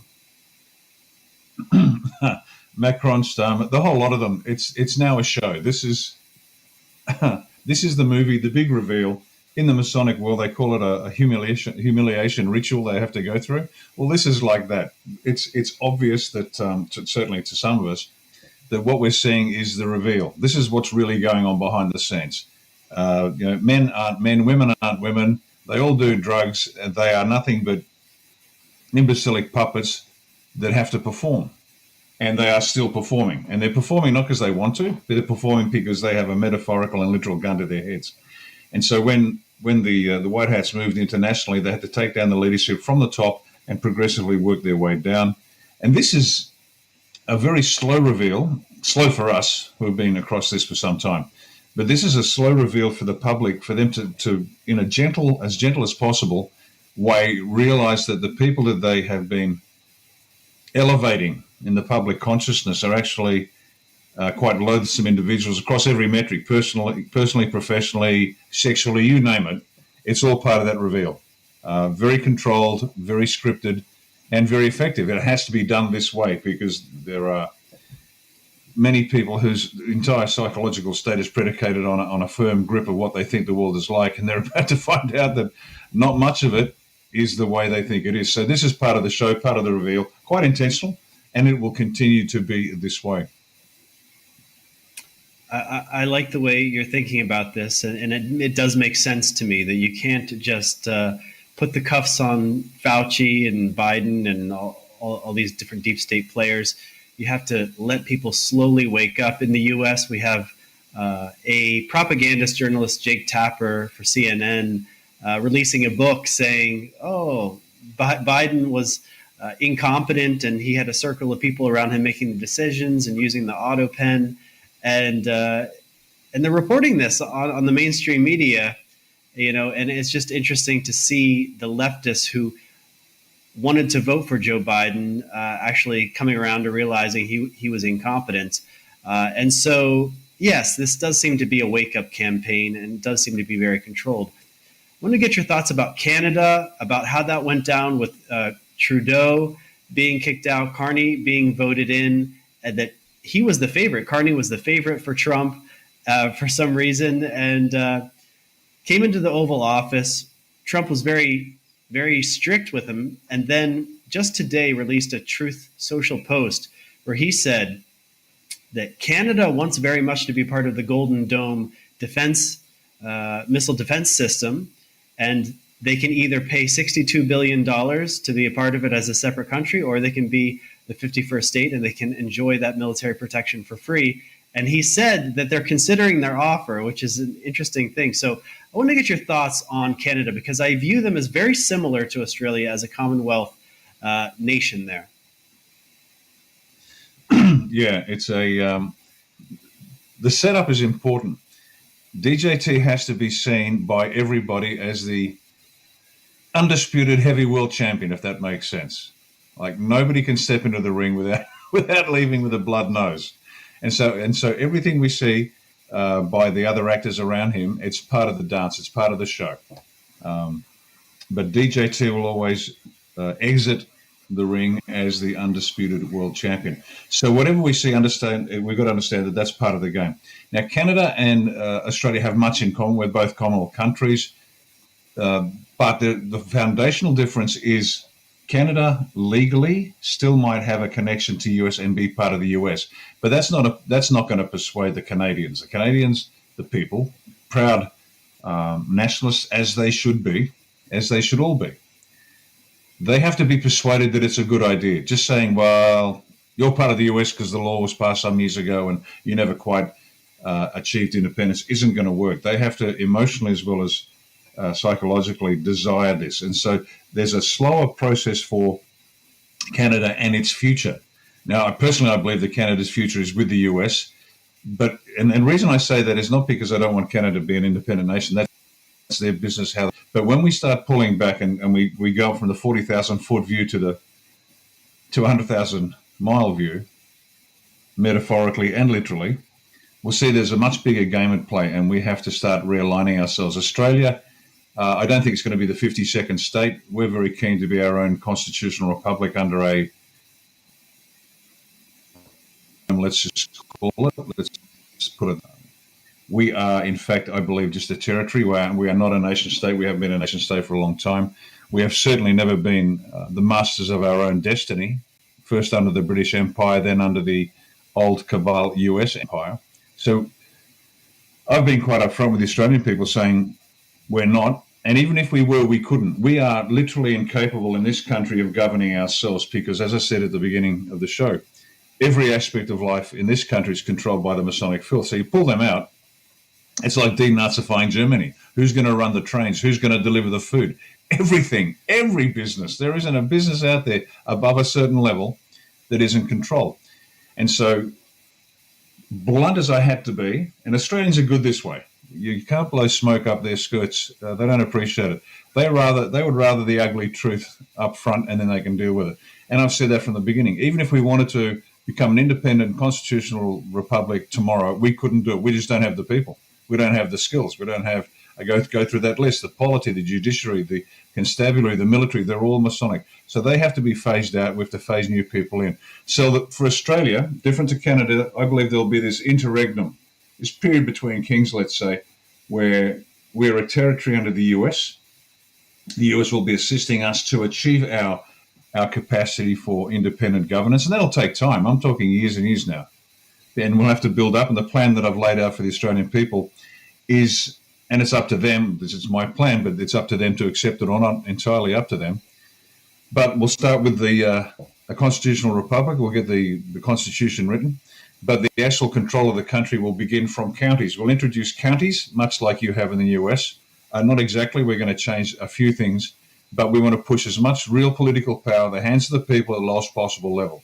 So very powerful counties that can control their destinies. And this will be the first stage of the governance of Australia. So once the people get accustomed to running a county and everything that entails, and it's a tough gig because it's those personal issues, the 60 feet from their door, as General Mike Flynn says, that they'll get interested in.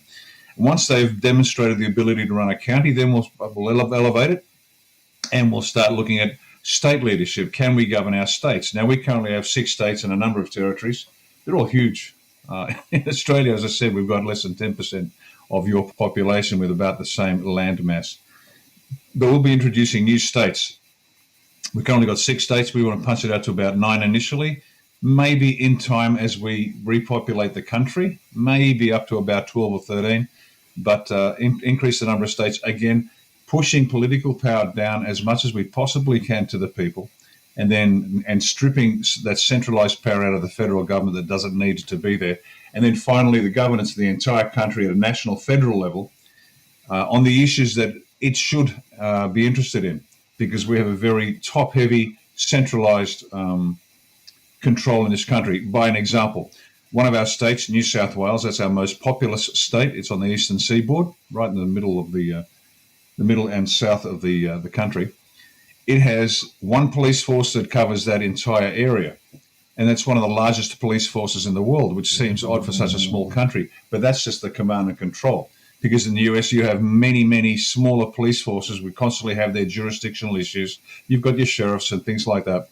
But we're one of the largest in the world, and it's just insane. So if you want something done on the police force and you ring up the local, what we call cop shop, slow to respond, because you've got this Masonic control all across the state. So if you've got a sheriff you can call up, or if you've got a state police force you can call up that actually responds to the people, it's going to be very different. And so, again, those 2 differences between Canada and US. Canada, Canada has a land border with the US. It makes eminent sense to be right there. And I know it sticks in the throat. It galls the Canadians to think they have to give up their sovereignty, but guess what? They never really had it. Exactly. Much like the Ukraine. I don't know what I don't know what they would be giving up. These are people that had their accounts frozen when they decided to protest against the government. Hey, I'm all for self-determination. So if they want to be independent, I'm all for it. But it does seem there are many incentives to join the United States.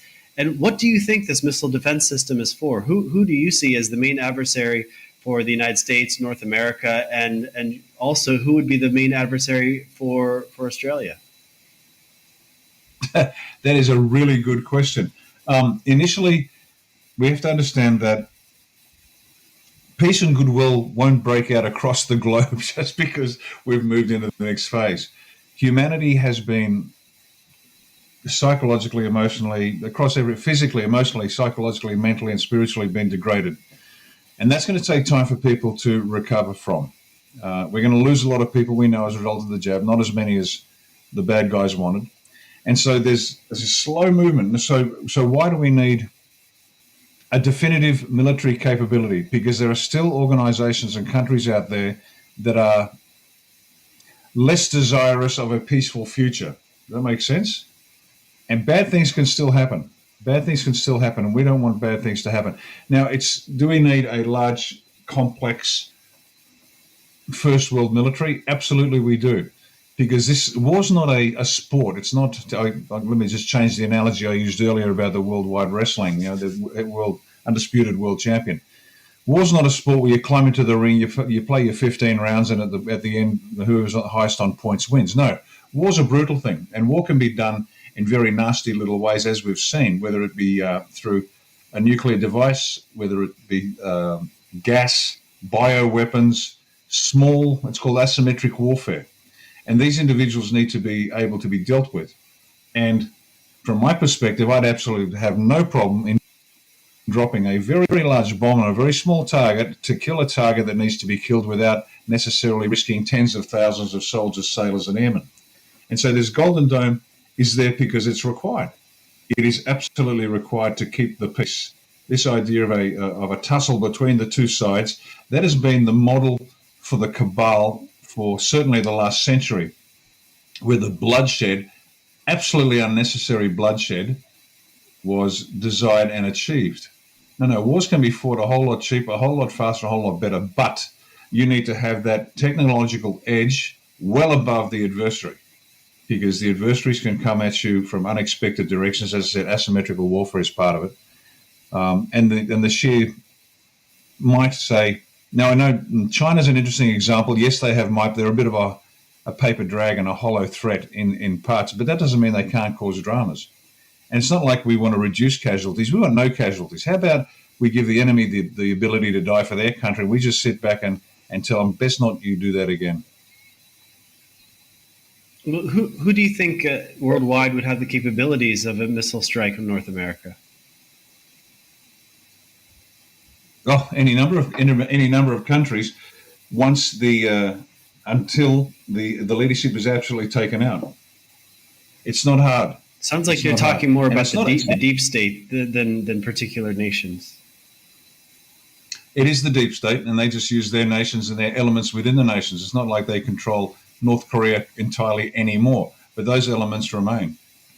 But again, it's not a matter of having a conventional battle. It's about preventing it from ever happening. Do you remember that when DJT targeted the number 2 in Tehran with a drone strike? Soleimani.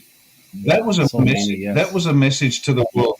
Yeah, that was a message to the world, because there's an agreement that the presidents don't kill presidents, kings don't kill kings. We'll just let the great unwashed go and murder each other for the next 3 or 4 or 5 years. We'll make lots of money on the sale of defense hardware, and then we'll call it quits. What Trump was saying is the rules have changed. We are not playing your game anymore. I will target you. So he took out a man that, by all accounts, was deserved to go to hell, and on an express train. But that wasn't the point. The point he was telling everybody was, I can target you, and I will target you personally. You are now personally and individually responsible for what's happening next. That single strike did more to pull everybody's head in than anybody else, from Tehran to Turkey. You name it, they all went, shit. This is now really different. He is not playing. He's not playing according to the rules anymore. And that's why this overwhelming capability to, and let's face it, the world bowing to Trump because there's and he can cut a nice deal. Because behind DJT is a very powerful military, and they are literally doing a hard knock or a soft knock. And the hard knock is the door is burst open and a gun's put in their face and a trigger is squeezed, or they are arrested, one of the two, depending if they resist arrest or not. And the soft knock is you do a deal and do exactly what we say when we say, or you will be charged, tried, found guilty, and executed. And these people are cowards. And so it's not that persuasive, the art of the deal that's winning this war. It's the art of the deal, without a doubt, DJT up front, but there's a 9mm MP4 pointed at the head of these individuals as well, and they're doing what they're told. This is realpolitik writ large. This is hardball, and that's why it's working. And so whenever we see kings and princes and presidents and prime ministers doing what DJT says, it's because they are in fear of their life in a very real way. So the people should be under no misapprehension about what is behind this. Mao said it. Mao Zedong said it, and whether you like the guy or not, he was right. Political power comes out of the barrel of a gun. I mean, we can claim we've got a right to our sovereignty. We've got a right to our life. But as I've said many times, a piece of parchment never stopped a musket ball. So you can have all the rights you want to, but unless you can back it up, unless you can defend it, you have nothing. You've got a right to your life. Right. If the Crim's got a faster, better gun than you, you're out of the game. And so the people have to realize this is hardball. Yes, it's easy for us nowadays. We've been softened by so many generations of not having to risk our lives in a revolution for our own country. But the founders of America knew how politics worked all too well. They risked it all to make it happen. So, I really like your example of Soleimani being Trump's worldwide announcement that the rules have changed. We're no longer doing just war profiteering. We're not just killing the peons here. I'm willing to go get off the top brass here to get things done the way I want them to get done. I remember he said the same thing to the top leader of the Taliban. He said, I want you to know that I can see your house right now in a satellite image, and I know exactly where you are right now, and I know where you live, and I can take you out at any moment that I want to. And that I've never heard a president say that before to a head of state or a world leader. So that's for real. But isn't it great that we have someone that tough that wants world peace, and he's willing to be that tough to get those deals done? I want to get your perspective on the tour to Saudi Arabia, where they had historic investment deals done. We had the top tech leaders there side by side with President Trump. The leaders of the robotics and AI revolution were there, and they basically did a deal for security and innovation where the Saudis got to basically buy into future American supremacy, military and technology-wise, and be investors and be able to earn a dividend on that. So what are your thoughts on that alliance? Yeah, critical, extremely critical. Two parts. One of DJT's primary responsibilities as a national leader, and all national leaders, is strategic alliances, because no nation on its own can handle the world. It doesn't want to, it doesn't need to. I mean, at various levels, some nations can, the US most of all, thank goodness, and with the deepest respect, having worked for many years with US armed forces, particularly US special forces, just military on the planet, without a doubt. But there's no need to. The idea is to do it strategically, to bring in strategic partnerships. But business acumen and understanding is paramount. He's going to bring people in, so it's in their best interest, both financially and in terms of security, to be part of the future. Now, the fact that he had the AI and robotics people there was a signal that he understood that this is the greatest threat to the planet, AI and robotics, if not handled correctly. It really is. Everything else pales in significance. And so he's going to lock in as much physical, financial, economic, and national power into the plan to make sure that everybody plays according to the rules. So there's only one team to join, that's the DJT team, or you're on the outside. And if you're on the outside, you're going to lose. And so he's bolstering it up. Second point, for the longest time, the US has funded everybody else, and it's now just payback time. So the fact that he's getting his national military industrial complex working for the right people for the right time, for the first time, it's a rebalancing of the whole structure of the planet, because he's now calling the shots. And when the US is selling its technology, it's good for workers, it's good for balance of trade, it's good for capability development in a general sense, but it's also critical for this reason, because whenever the US sells weapon systems overseas, and all countries do this, the US keeps the A model for themselves, like, for example, an aircraft, a US-built aircraft, at full capability, will detect and engage an adversary aircraft at a much longer range than the version they will sell the rest of the world. So let's say the targeting and engagement range is, let's say, pick a number, 5 miles. the one that they sell to the rest of the world will be degraded depending on how close they are to the US. The best allies will get the next level, and the ones they're just selling to because it's a good business deal to do so get a much lower one. So they're never selling exactly what they have, and that's smart. You don't give your potential enemies or even your allies exactly what you have. You've got to be the biggest dog in the fight. Again, this is realpolitik, and the Saudis have bought into this. They understand that the world has changed, and just a bit of history on Saudi for the longest time before Prince Salman took over, which was a coup d'état by any other name. Before he took over, it was the Wahhabis who were in the desert that ran the country. The royal family might have been the royal family, but the Wahhabis that applied this extreme Salafist interpretation of Islam, which is the interpretation of Islam. It's not extreme. Islam is extreme. And what some other nations do is they water it down. But the Wahhabis that ran Saudi, they're the ones that control the mullahs, and the mullahs ran the royal family. Compare that to the United Arab Emirates, where I worked there for many years, 5 years as a contractor to their presidential guard. I was an advisor to their presidential guard, and under them the Special Operations Organization. Compare that to the Emirates, where the royal family control the mullahs. And so their version of Islam and their tolerance is much different. And now Saudi is going that direction as well, because it's smart to do so. So the Wahhabis are now out as a force of influence in Saudi Arabia. The Salafist interpretation is out the door. And DJT's speech saying that the terror is over, religion cannot be used as a weapon of war anymore. This is from his first tour. That was another message to the world saying the world is about to change, so get on board or get out. And so this meeting in Saudi, just to wrap up all of that, it is an economic, it is a financial, it is a national, and it's a security issue all rolled into one. And the whole world is now looking at that saying, my goodness me, the world is changing. All of us are now seeing a very different underlying global structure of power.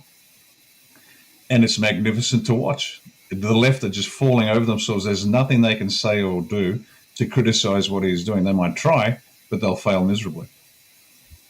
Yes, I think it was a historic speech when President Trump said in Saudi Arabia that America will no longer be spreading so-called democracy and nation building and trying to spread influence with their military. They just want to do good old-fashioned cooperation, and that's important. That's a big shift. What about the shift also away from Israel and towards cooperating with the GCC, the Gulf Cooperation Council there? What are your thoughts on that? Because it seemed like at the beginning of President Trump's term, he was at least publicly seemed like Israel's best friend, and then it's just been less and less of that posture every day in the administration, and that trip to Saudi Arabia seemed to mark that distance as the Secretary of State Hegseth canceled his trip to Israel to accompany Trump there on his Middle East tour, and things are really getting very, very ugly in Israel with the humanitarian crisis in Gaza. So, what are your thoughts on how things could play out with Israel? Yeah, the GCC is key. The US has always had a very special relationship with the Emirates. And as I said, I was on a contract there for about 5 years, 2009, 2014. And in fact, apart from the high-level strategic planning and capability development frameworks that I developed, we also trained up teams and took them to Afghanistan. I mean, they were already serving in Afghanistan, but I was called in by the Commander of Special Ops, and he said, look, I want you to elevate the skill levels here and really get them working. And we did. We took them over there, and they were doing things they'd never done before, leading combined patrols with the U.S. Special Forces and the UAE Special Forces as well. So the UAE's got a special place, and people ask me, why do you work with the Arabs? I said, easy. If you want a stable world, you need a stable Middle East. If you want a stable Middle East, you've got to have the Emirates. And the Emirate leadership is just superb. These are smart people. They know how things roll. Zayed, they're creating peace and prosperity, so we have to give them some credit for that. Absolutely. Zayed Al Nahyan, the founder of the UAE, the Emirates, he actually brought together the 7 Emirates that now make up the UAE. They were separate countries. They were called the Trucial States. Britain had a history, had links, independent links with these states. And Zayed was able to build them into a cohesive nation. They're extremely proud of their country. They're extremely proud of Zayed, their founder. And his sons are running Abu Dhabi. Abu Dhabi is the largest emirate in the UAE. It is the richest emirate. The leader of Abu Dhabi is always the president. The leader of Dubai is always the prime minister. Now, look, and people are going to understand this. This is the level of antipathy that these nations had between each other. In the late 60s, early 70s, Dubai and Abu Dhabi, these two separate emirates, not just the actual cities, but the emirates, they were exchanging shots across the border. And by 72, Zayed had begun this process of developing the United Arab Emirates. And that's just a remarkable achievement of political acumen and strategic foresight. And he was able to persuade 7 separate kings to come together under him. And so you've got this unique country in the Middle East, the United Arab Emirates. And so the Gulf Cooperation states, the GCC, is there ready to do work. DJT is more than keen to get in there because they're the right people to get in there. He gets the Emirates in it. The Emirates can bring the rest with them because it's in their interest. Nobody actually wants the fight. The Emirates are directly opposite Iran, and they still have contested islands in that gap between the two countries that have been a cause of a thorn in their side. But the Emirates have played the long game. They've been very patient. They haven't been too belligerent about anything, despite what Iran was doing. There's a lot of trade between Iran and the Emirates, and people don't want that interrupted because trading is always better. Buying and selling is better than exchanging shots. Now, as far as Israel's concerned, the message was out there a long time ago. Israel will be kept till last. Now, we're not, and this is where we've got to be careful so people don't think, oh my goodness, they're all anti-Semites. No. Point number one, Arabs and Jews are all Semites. So that's point number one. Let's just get that out of the way.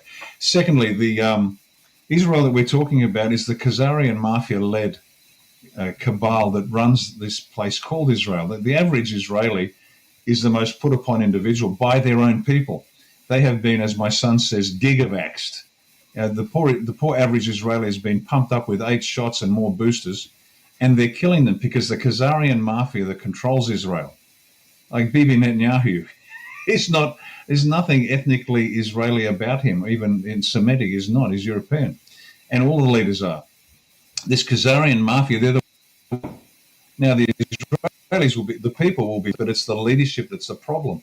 And there's a little piece of advice for the Christians out there that believe that they have to support Israel, otherwise God's going to punish them. I always ask them this question, really. Which party are we supposed to support, Likud or Labour? Let's get down to 10 tax here. It's just ridiculous. And so the Christians in the West have to wake up and realize that the Israel they're supporting, this Khazarian mafia, are a bunch of murderous so-and-sos that need to be removed from the face of the earth. And we're not talking about Jaime that runs and Karen that run the local kosher deli down the road. I'm not talking about them. Nobody is, except for the lunatics. The Israel that needs to be destroyed is the Khazarian mafia, this cabal that has been running this former territory called Israel. We know the Balfour Agreement's now run out, so it has no claim to the land anymore, legally. In a real sense, they might, but that's a separate question to be sorted out locally. And Israel is last, and the Khazarian mafia is going down. So when Pete Hegseth said, I'll give Israel a miss and I'll jump over to Saudi, another big signal saying, sorry, folks, but the whole tilt is changing. The whole balance of international policy has shifted ground. Right. It'd be very interesting to see if Israel does a unilateral mission against Iran or their nuclear facilities, and if Iran will do a deal with the United States and resist the temptation to retaliate if that happens. So these are really historic times, and it's very interesting to see it happen. But we have to continue to pray for peace, because I know that's what we all want. Any final thoughts or any final instructions for people who want to connect with you and the Australia One Party? Yeah, just before we get on to that, let me just finish on the Israel issue, because the Israel issue is last. There will be threats of war and rumors of war. So expect that. There will be no war. It is not in anybody's interest to happen. The famous Samson option that Israel has, where if we go down, the world's going to go down with us, and the world will be left in a smoking ruin. That was really the intention, but it's never going to happen. No, but the threats are there. So everybody should take a chill pill, lie down, relax, and understand that it's in good hands, that the world has to catch up. And as individually, we might have a clearer view of what's happening. It's going to take time for the whole world to realize how much it's changed. What they will see is what the black hats intended. The cabal intended this, but it won't manifest. DJT and the team, they've got a good grip on what's going on. We still have to stand up as people. Let me make that point very clear to everybody around the planet. Stand up and stand up for your country publicly to give legitimacy to the steps that the white hats have to take to clear out these last remnants of the cabal. In terms of getting in contact with us, we are at www. And you've got to put the W's in, www.australiaoneparty.com. That's our organisation's website. And we're on Rumble and BitChute and Facebook and a few other places. So check out our social media links at the website. And there are a number of individuals around the planet that like what Australia One is doing, and they want to replicate us. They can use as much of our material as they like. We're slowly releasing more and more, so they can do that. We know there's a Scotland one in play. There's a team in Romania that want to do the same things. There's some pretty keen Filipinos that want to do the same. And so I guess we're charting a course. We're cutting through the jungle and making a path for others to follow to help establish a legitimate sovereign people with legitimate sovereign power over their politicians and their future. It's a great little job to have. I think it is. I think you're doing a great job, especially with your narrative campaigns. It really pushes the Overton window so that the other political parties, at the very least, are forced to address the issues that matter to us. So kudos to you and what you're doing in Australia and the world. And I'm following you on x.com. So thank you so much, Lieutenant Colonel, for joining us tonight. Thanks, Sean. It's been great. We'll see you again soon. See you soon. We're going to take a quick break. When we come back, I'll give you my final thoughts. We are free, we are America. We are at war, and we must unite in truth. Subscribe for free at johnmichaelchambers.com for my monthly communique, which includes alerts, warnings, announcements, and access to my most valuable resource network to help you to navigate this storm. With your free subscription, you will also receive a digital copy of one of my books, Trump and the Resurrection of America, an Amazon 5-star rated book and 6-star rated by the late Robert David Steele. Won't you join me as we take our country back and redirect humanity on this much-needed course correction? Remain informed, empowered, and connected, and subscribe today at johnmichaelchambers.com. We are free, we are America.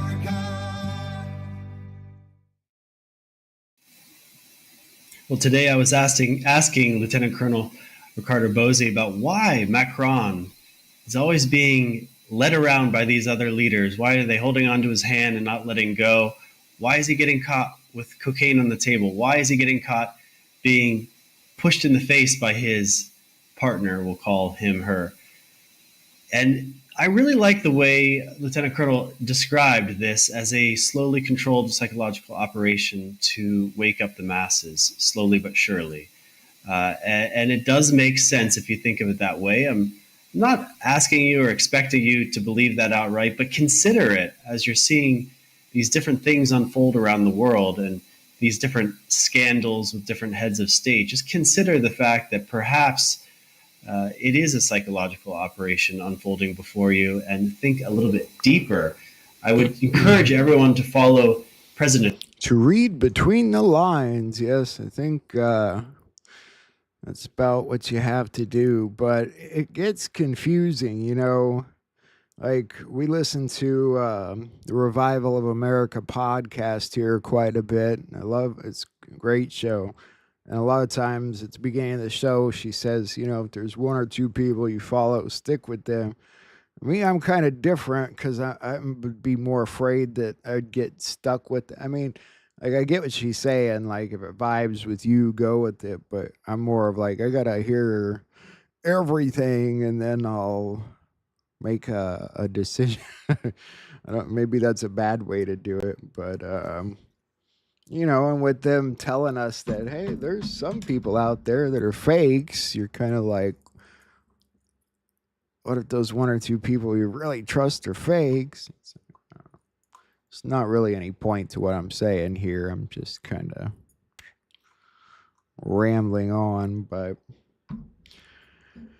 either way, we just got to keep watching day by day. Fun stuff, right? We need a break from politics here. We need a field trip, guys. Field trip. Can anyone drive a bus? Bus driver?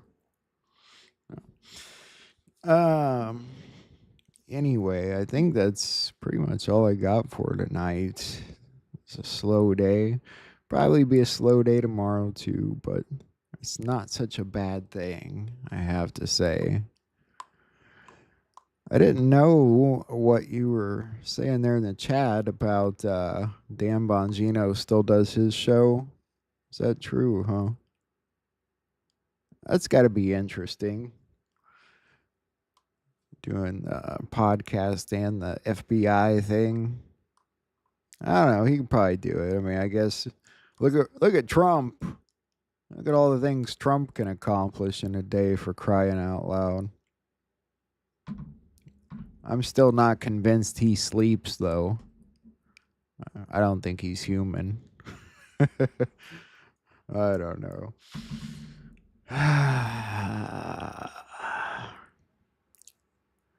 I meant to bring up a clip. I thought the bird might fly away today. I was going to film it because, I want you guys to be there because you kind of been there for this whole experience. And I took him out and everything. He's sitting on my arm, and he'd never left my arm. He just we'll keep working on that.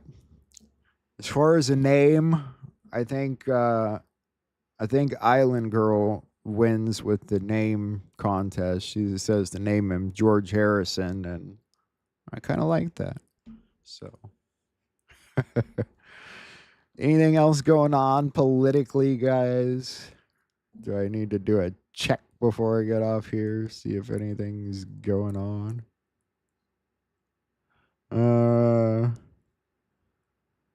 Justin Bieber shows off new pics with baby Jack.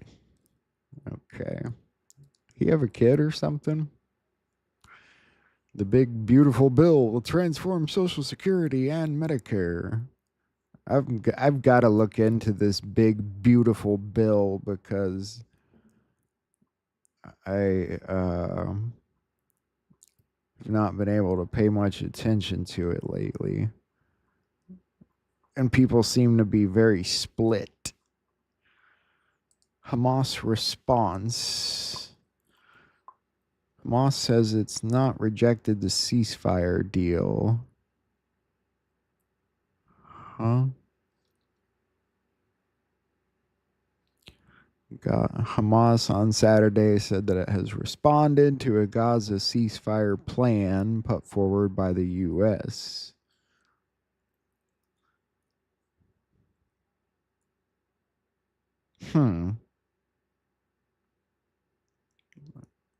That's interesting. I don't know why they would think that they have any say over that. Anyway. Okay. Anyway, guys. I think we'll wrap it up early tonight. Kind of a nice short night. That means more sleep or something. More work. Elon 2 posts at 3:45 in the morning. Yeah.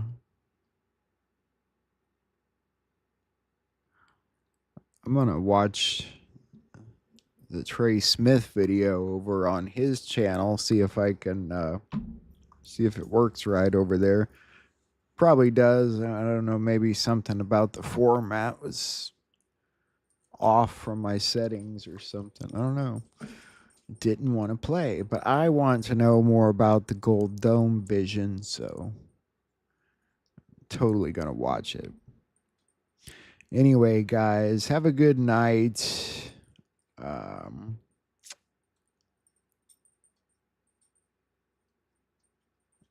Tomorrow's Sunday. I'll be on tomorrow.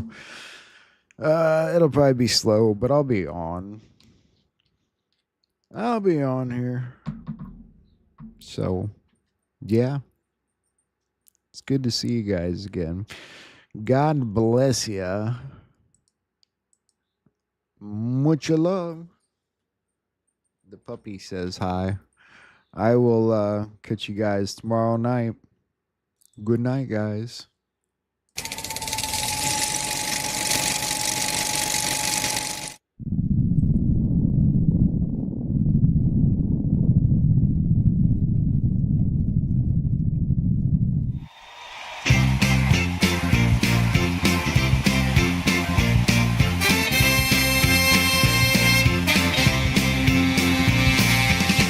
We're so glad to see so many of you lovely people here tonight, and we would especially like to welcome all the representatives of Illinois' law enforcement community who have chosen to join us here in the Palace Hotel ballroom at this time. We do sincerely hope you all enjoy the show, and please remember, people, that no matter who you are and what you do to live, thrive, and survive, there are still some things that make us all the same. You, me, them, everybody.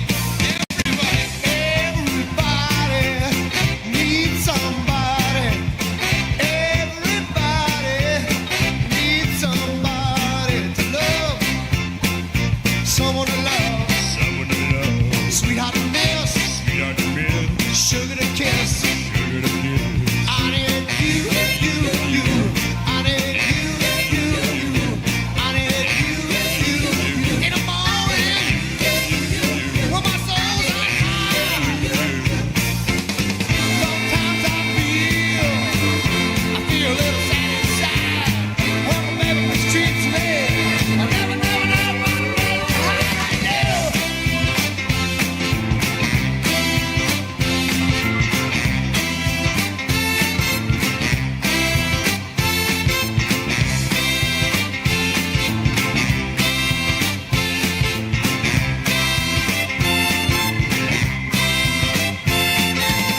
Sometimes I feel a little sad inside. When my baby mistreats me, I never how I do. I need you. I need you. I need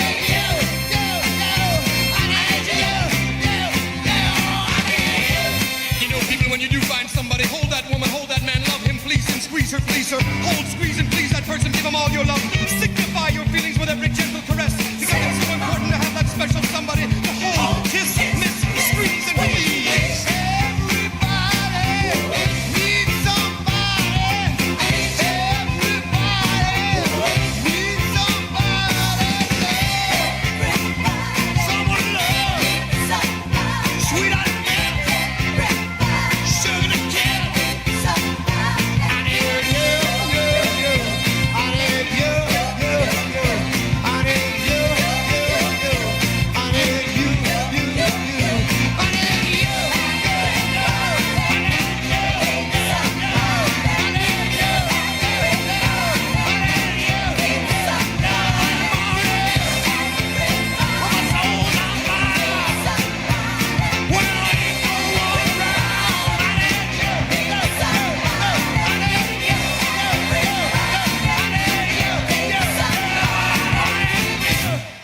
We are in a war. It's a digital war. You just watch what happened a couple minutes ago, and then you're wondering, but why doesn't he tell us this detail right here? Why? Why the fuck do you think I don't? Are you pissed yet? You've got days to save your country. And when people do what they have to do, don't be fussing like somebody is overstepping the line. If you hear that from somebody, tell them to shut the fuck up and get out of our face. We're not letting the steal stand. Take that and stuff it right up your ass. It's not gonna happen. Am I being clear enough?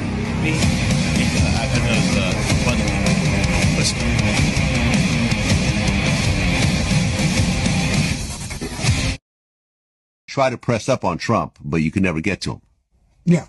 Because he had ex-FBI agents all around him? All the time. And I tried a couple of times to press him and make arrangements where I could work with him and earn with him. I did that with other big contractors. I had the power of the unions. I could do all kinds of little things, but I couldn't get to him. He wouldn't bite. He just wouldn't bite. He didn't want to do anything like that. And there was layers of people in the middle. One of my guys said, we'll go up to the office. I said, we'll go up to the office. Everybody around him is an ex-FBI agent. We'll go up to the office, we'll get cuffed, and we'll go right to prison. So forget about Trump. He's a legitimate guy. He don't want to do it. Forget about Trump. Yeah. And I want to thank you not only for being here, I want to thank you for running for president.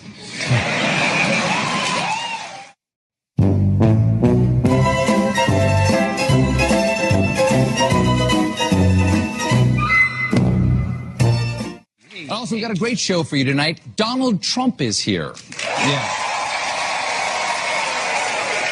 Everybody loves him. There's no other way to say it. Ladies and gentlemen, Donald Trump. Who got the money? Who got the money? Who got the money? Who got the money?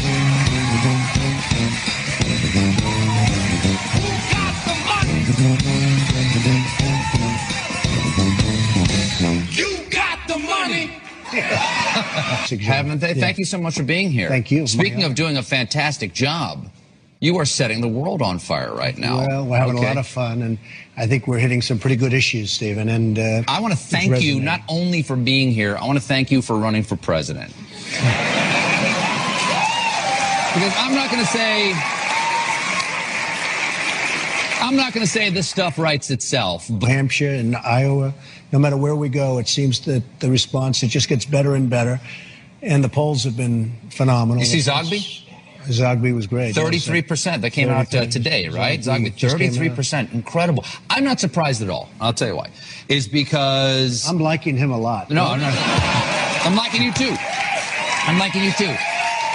I'm not surprised at all because, especially in the Republican field, because of a country, we have to create, number one, we're going to build a wall. Number two, we're going to...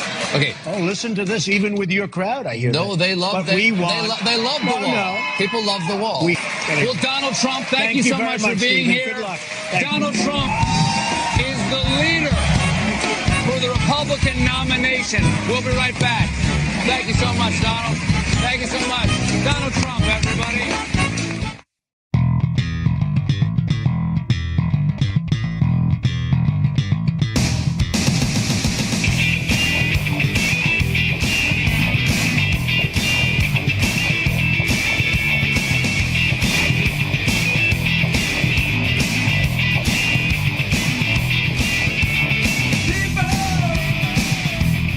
Keep on learning.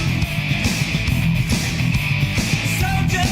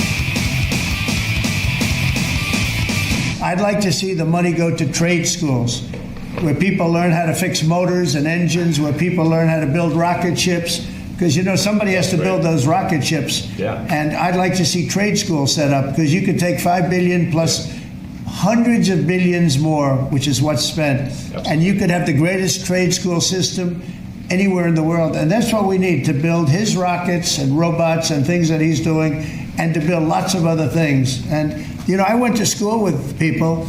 In some cases, they weren't good students, but they could fix the engine of a car better than anybody I've ever seen. They could take it apart blindfolded. They had an ability at that. And they did very well. They made a lot of money. You know, it's a very skilled job. It's great. But I'd like to see a lot of money going into trade schools. I've always felt that. And we probably found our pot of gold, and that's what's been wasted at places like Harvard. And the money's been wasted, yeah, please.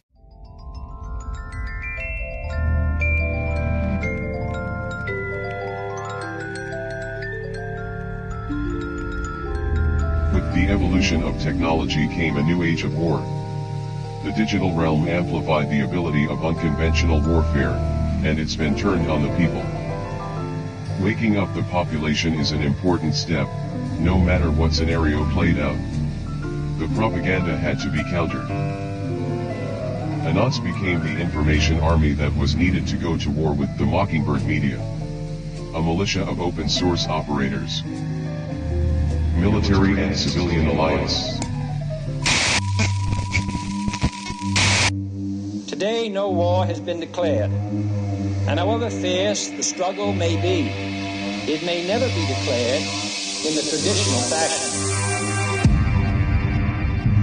If you are awaiting a finding of clear and present danger, then I can only say that the danger has never been more clear, and its presence has never been more imminent. I'm a wartime president. It's a war. The American populace is facing an unconventional warfare scenario. In a true sense, we're at war, and we're fighting an invisible enemy. This is information warfare. We're at war.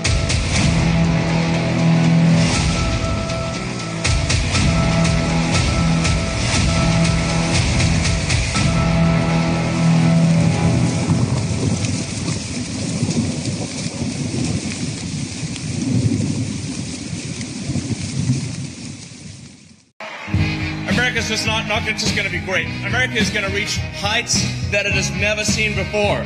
The future is going to be amazing!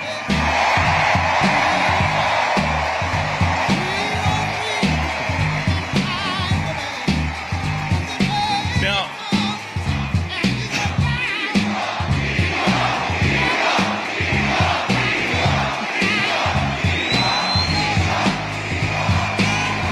you guys are awesome. Honestly, this is like...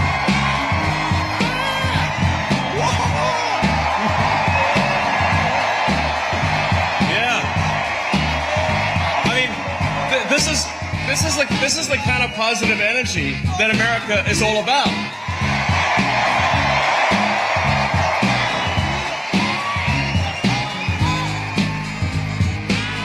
Yeah. USA, USA, USA, USA, USA. Yes. 1, 2, 3.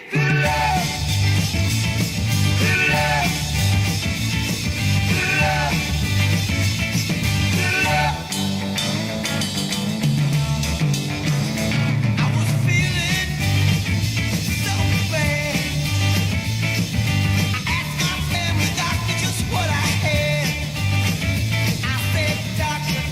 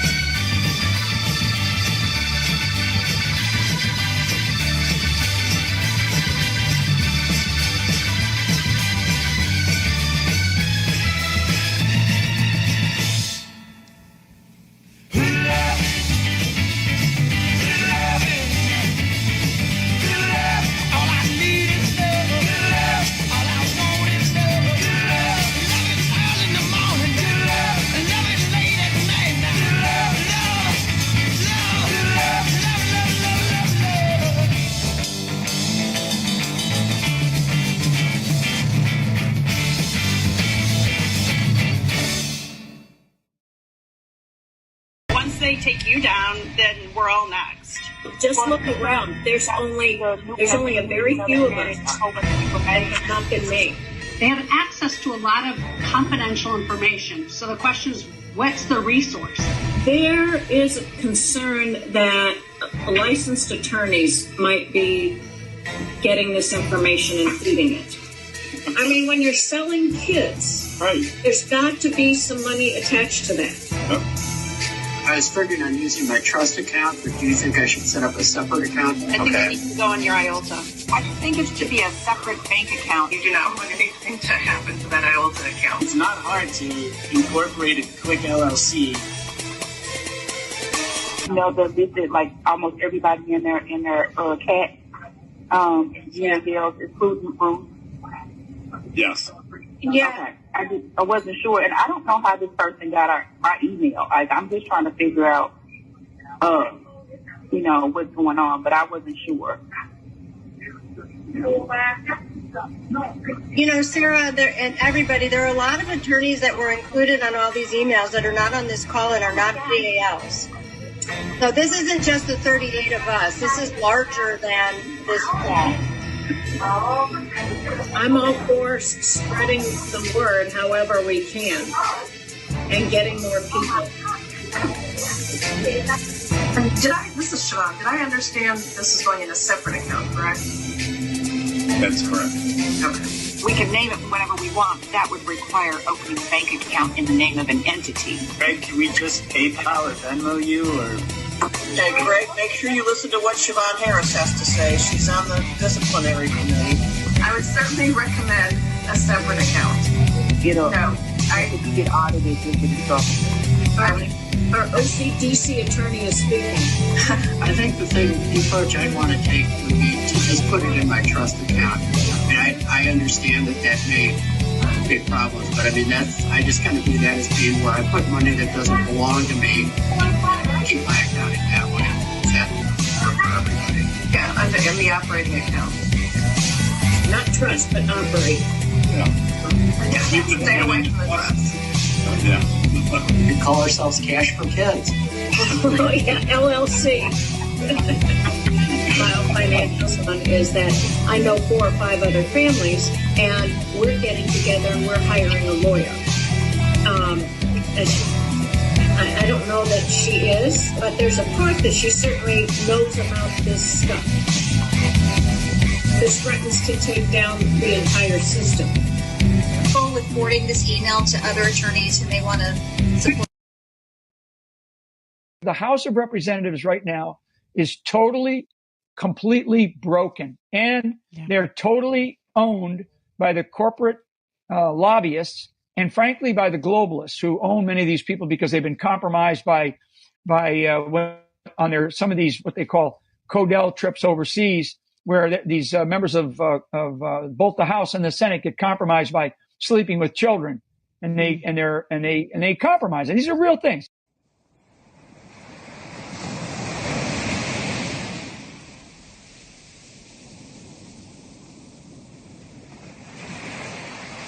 I don't know why it is that all of us are so committed to the sea, except I am. I think it's because, in addition to the fact that the sea changes, and the light changes, and ships change, it's because we all came from the sea.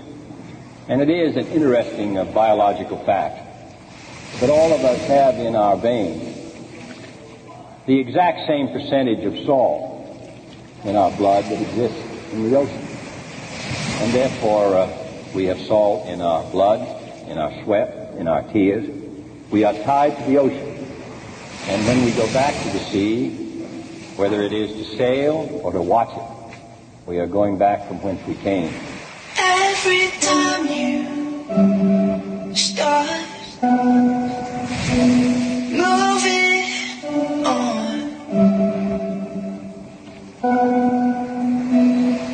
you can feel it in waves. Let it take you under.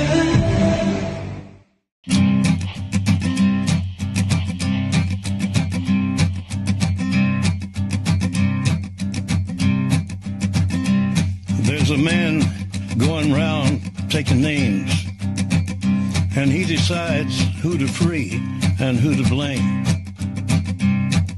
Everybody won't be treated all the same. There'll be a golden ladder reaching down when the man comes around. The hairs on your arm will stand up at the terror in each sip and in each sup. Will you partake of that last offered cup, or disappear into the potter's ground when the man comes around? Hear the trumpets, hear the pipers,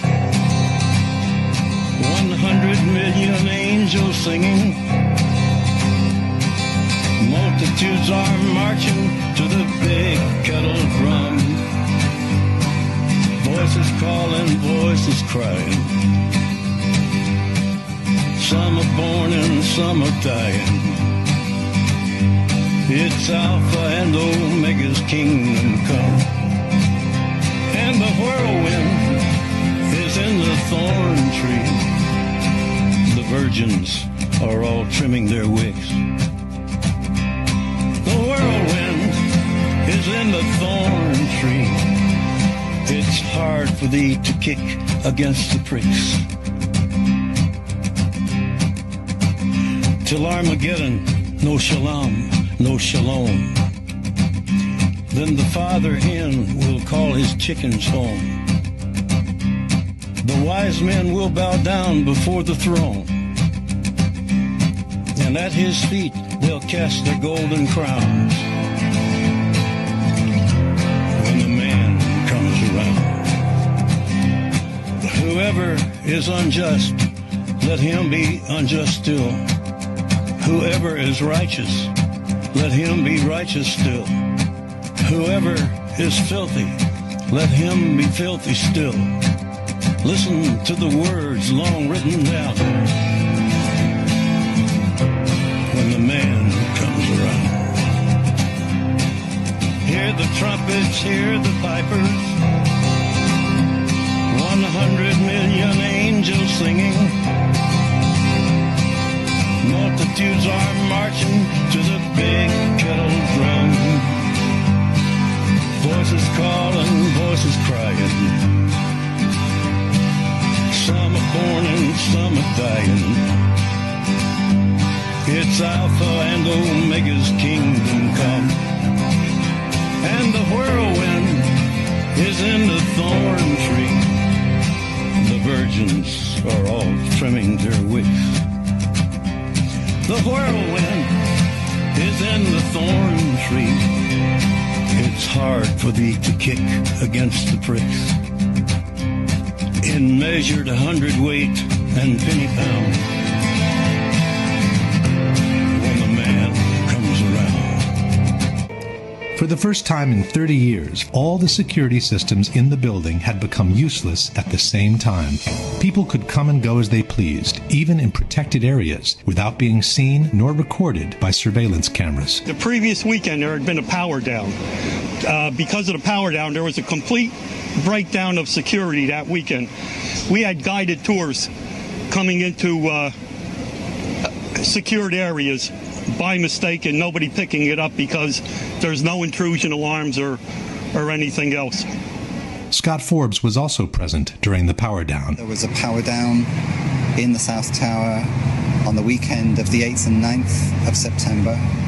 And it wouldn't have just have affected camera security, it would have affected all the secure systems on doors for either key locks or security badges and so on. To undo them, they weren't working because they're all powered by electricity, so there was no power, there was no backup system, therefore they were all open. What again was the excuse that the Port Authority gave you, Scott, for this 36-hour period of the power being down in the South Tower? The explanation was that there was a recabling exercise to increase the bandwidth of networks that were available in the towers. So today I just wanted to show how much electricity is coming off of a device when it's plugged in, and why you should never have your devices on your lap if they're plugged in, or your cell phone in your hand as it's plugged in. So here we go. So this is the Apple MacBook, and this is how much voltage is coming off. It's a very small amount just because where it's placed right now. But what happens is when I bring this cord over here that's plugged into the wall, look at that, 200 volts, right? So if I touch this cord that's plugged in, I'm going to ground it, and now 50 to 60 volts are going to go into my fingertips. Now I'm going to plug this into the device, just like this. So now that's plugged in. Now there's 170, it looks like 170 volts coming out of the wire. I go to touch this, look at that. I drop it down because all the voltage is absorbed by my body. This voltage can impact my health, my brain, my heart, my lungs. So it's very important not to have your device connected while being in use.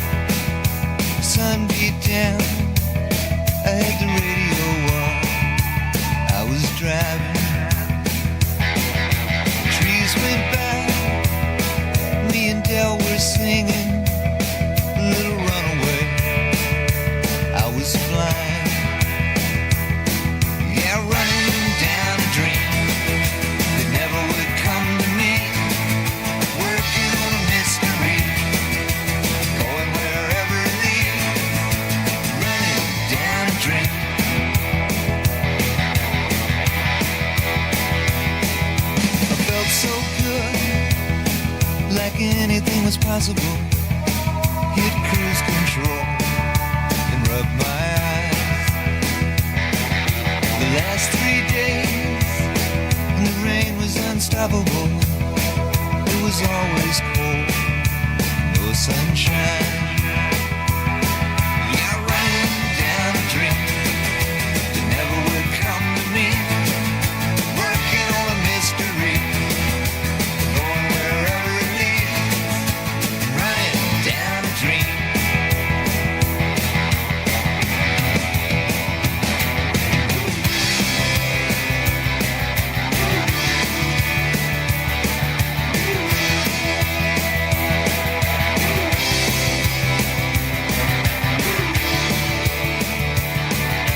I rolled on, the sky grew dark. I put the pedal down to make some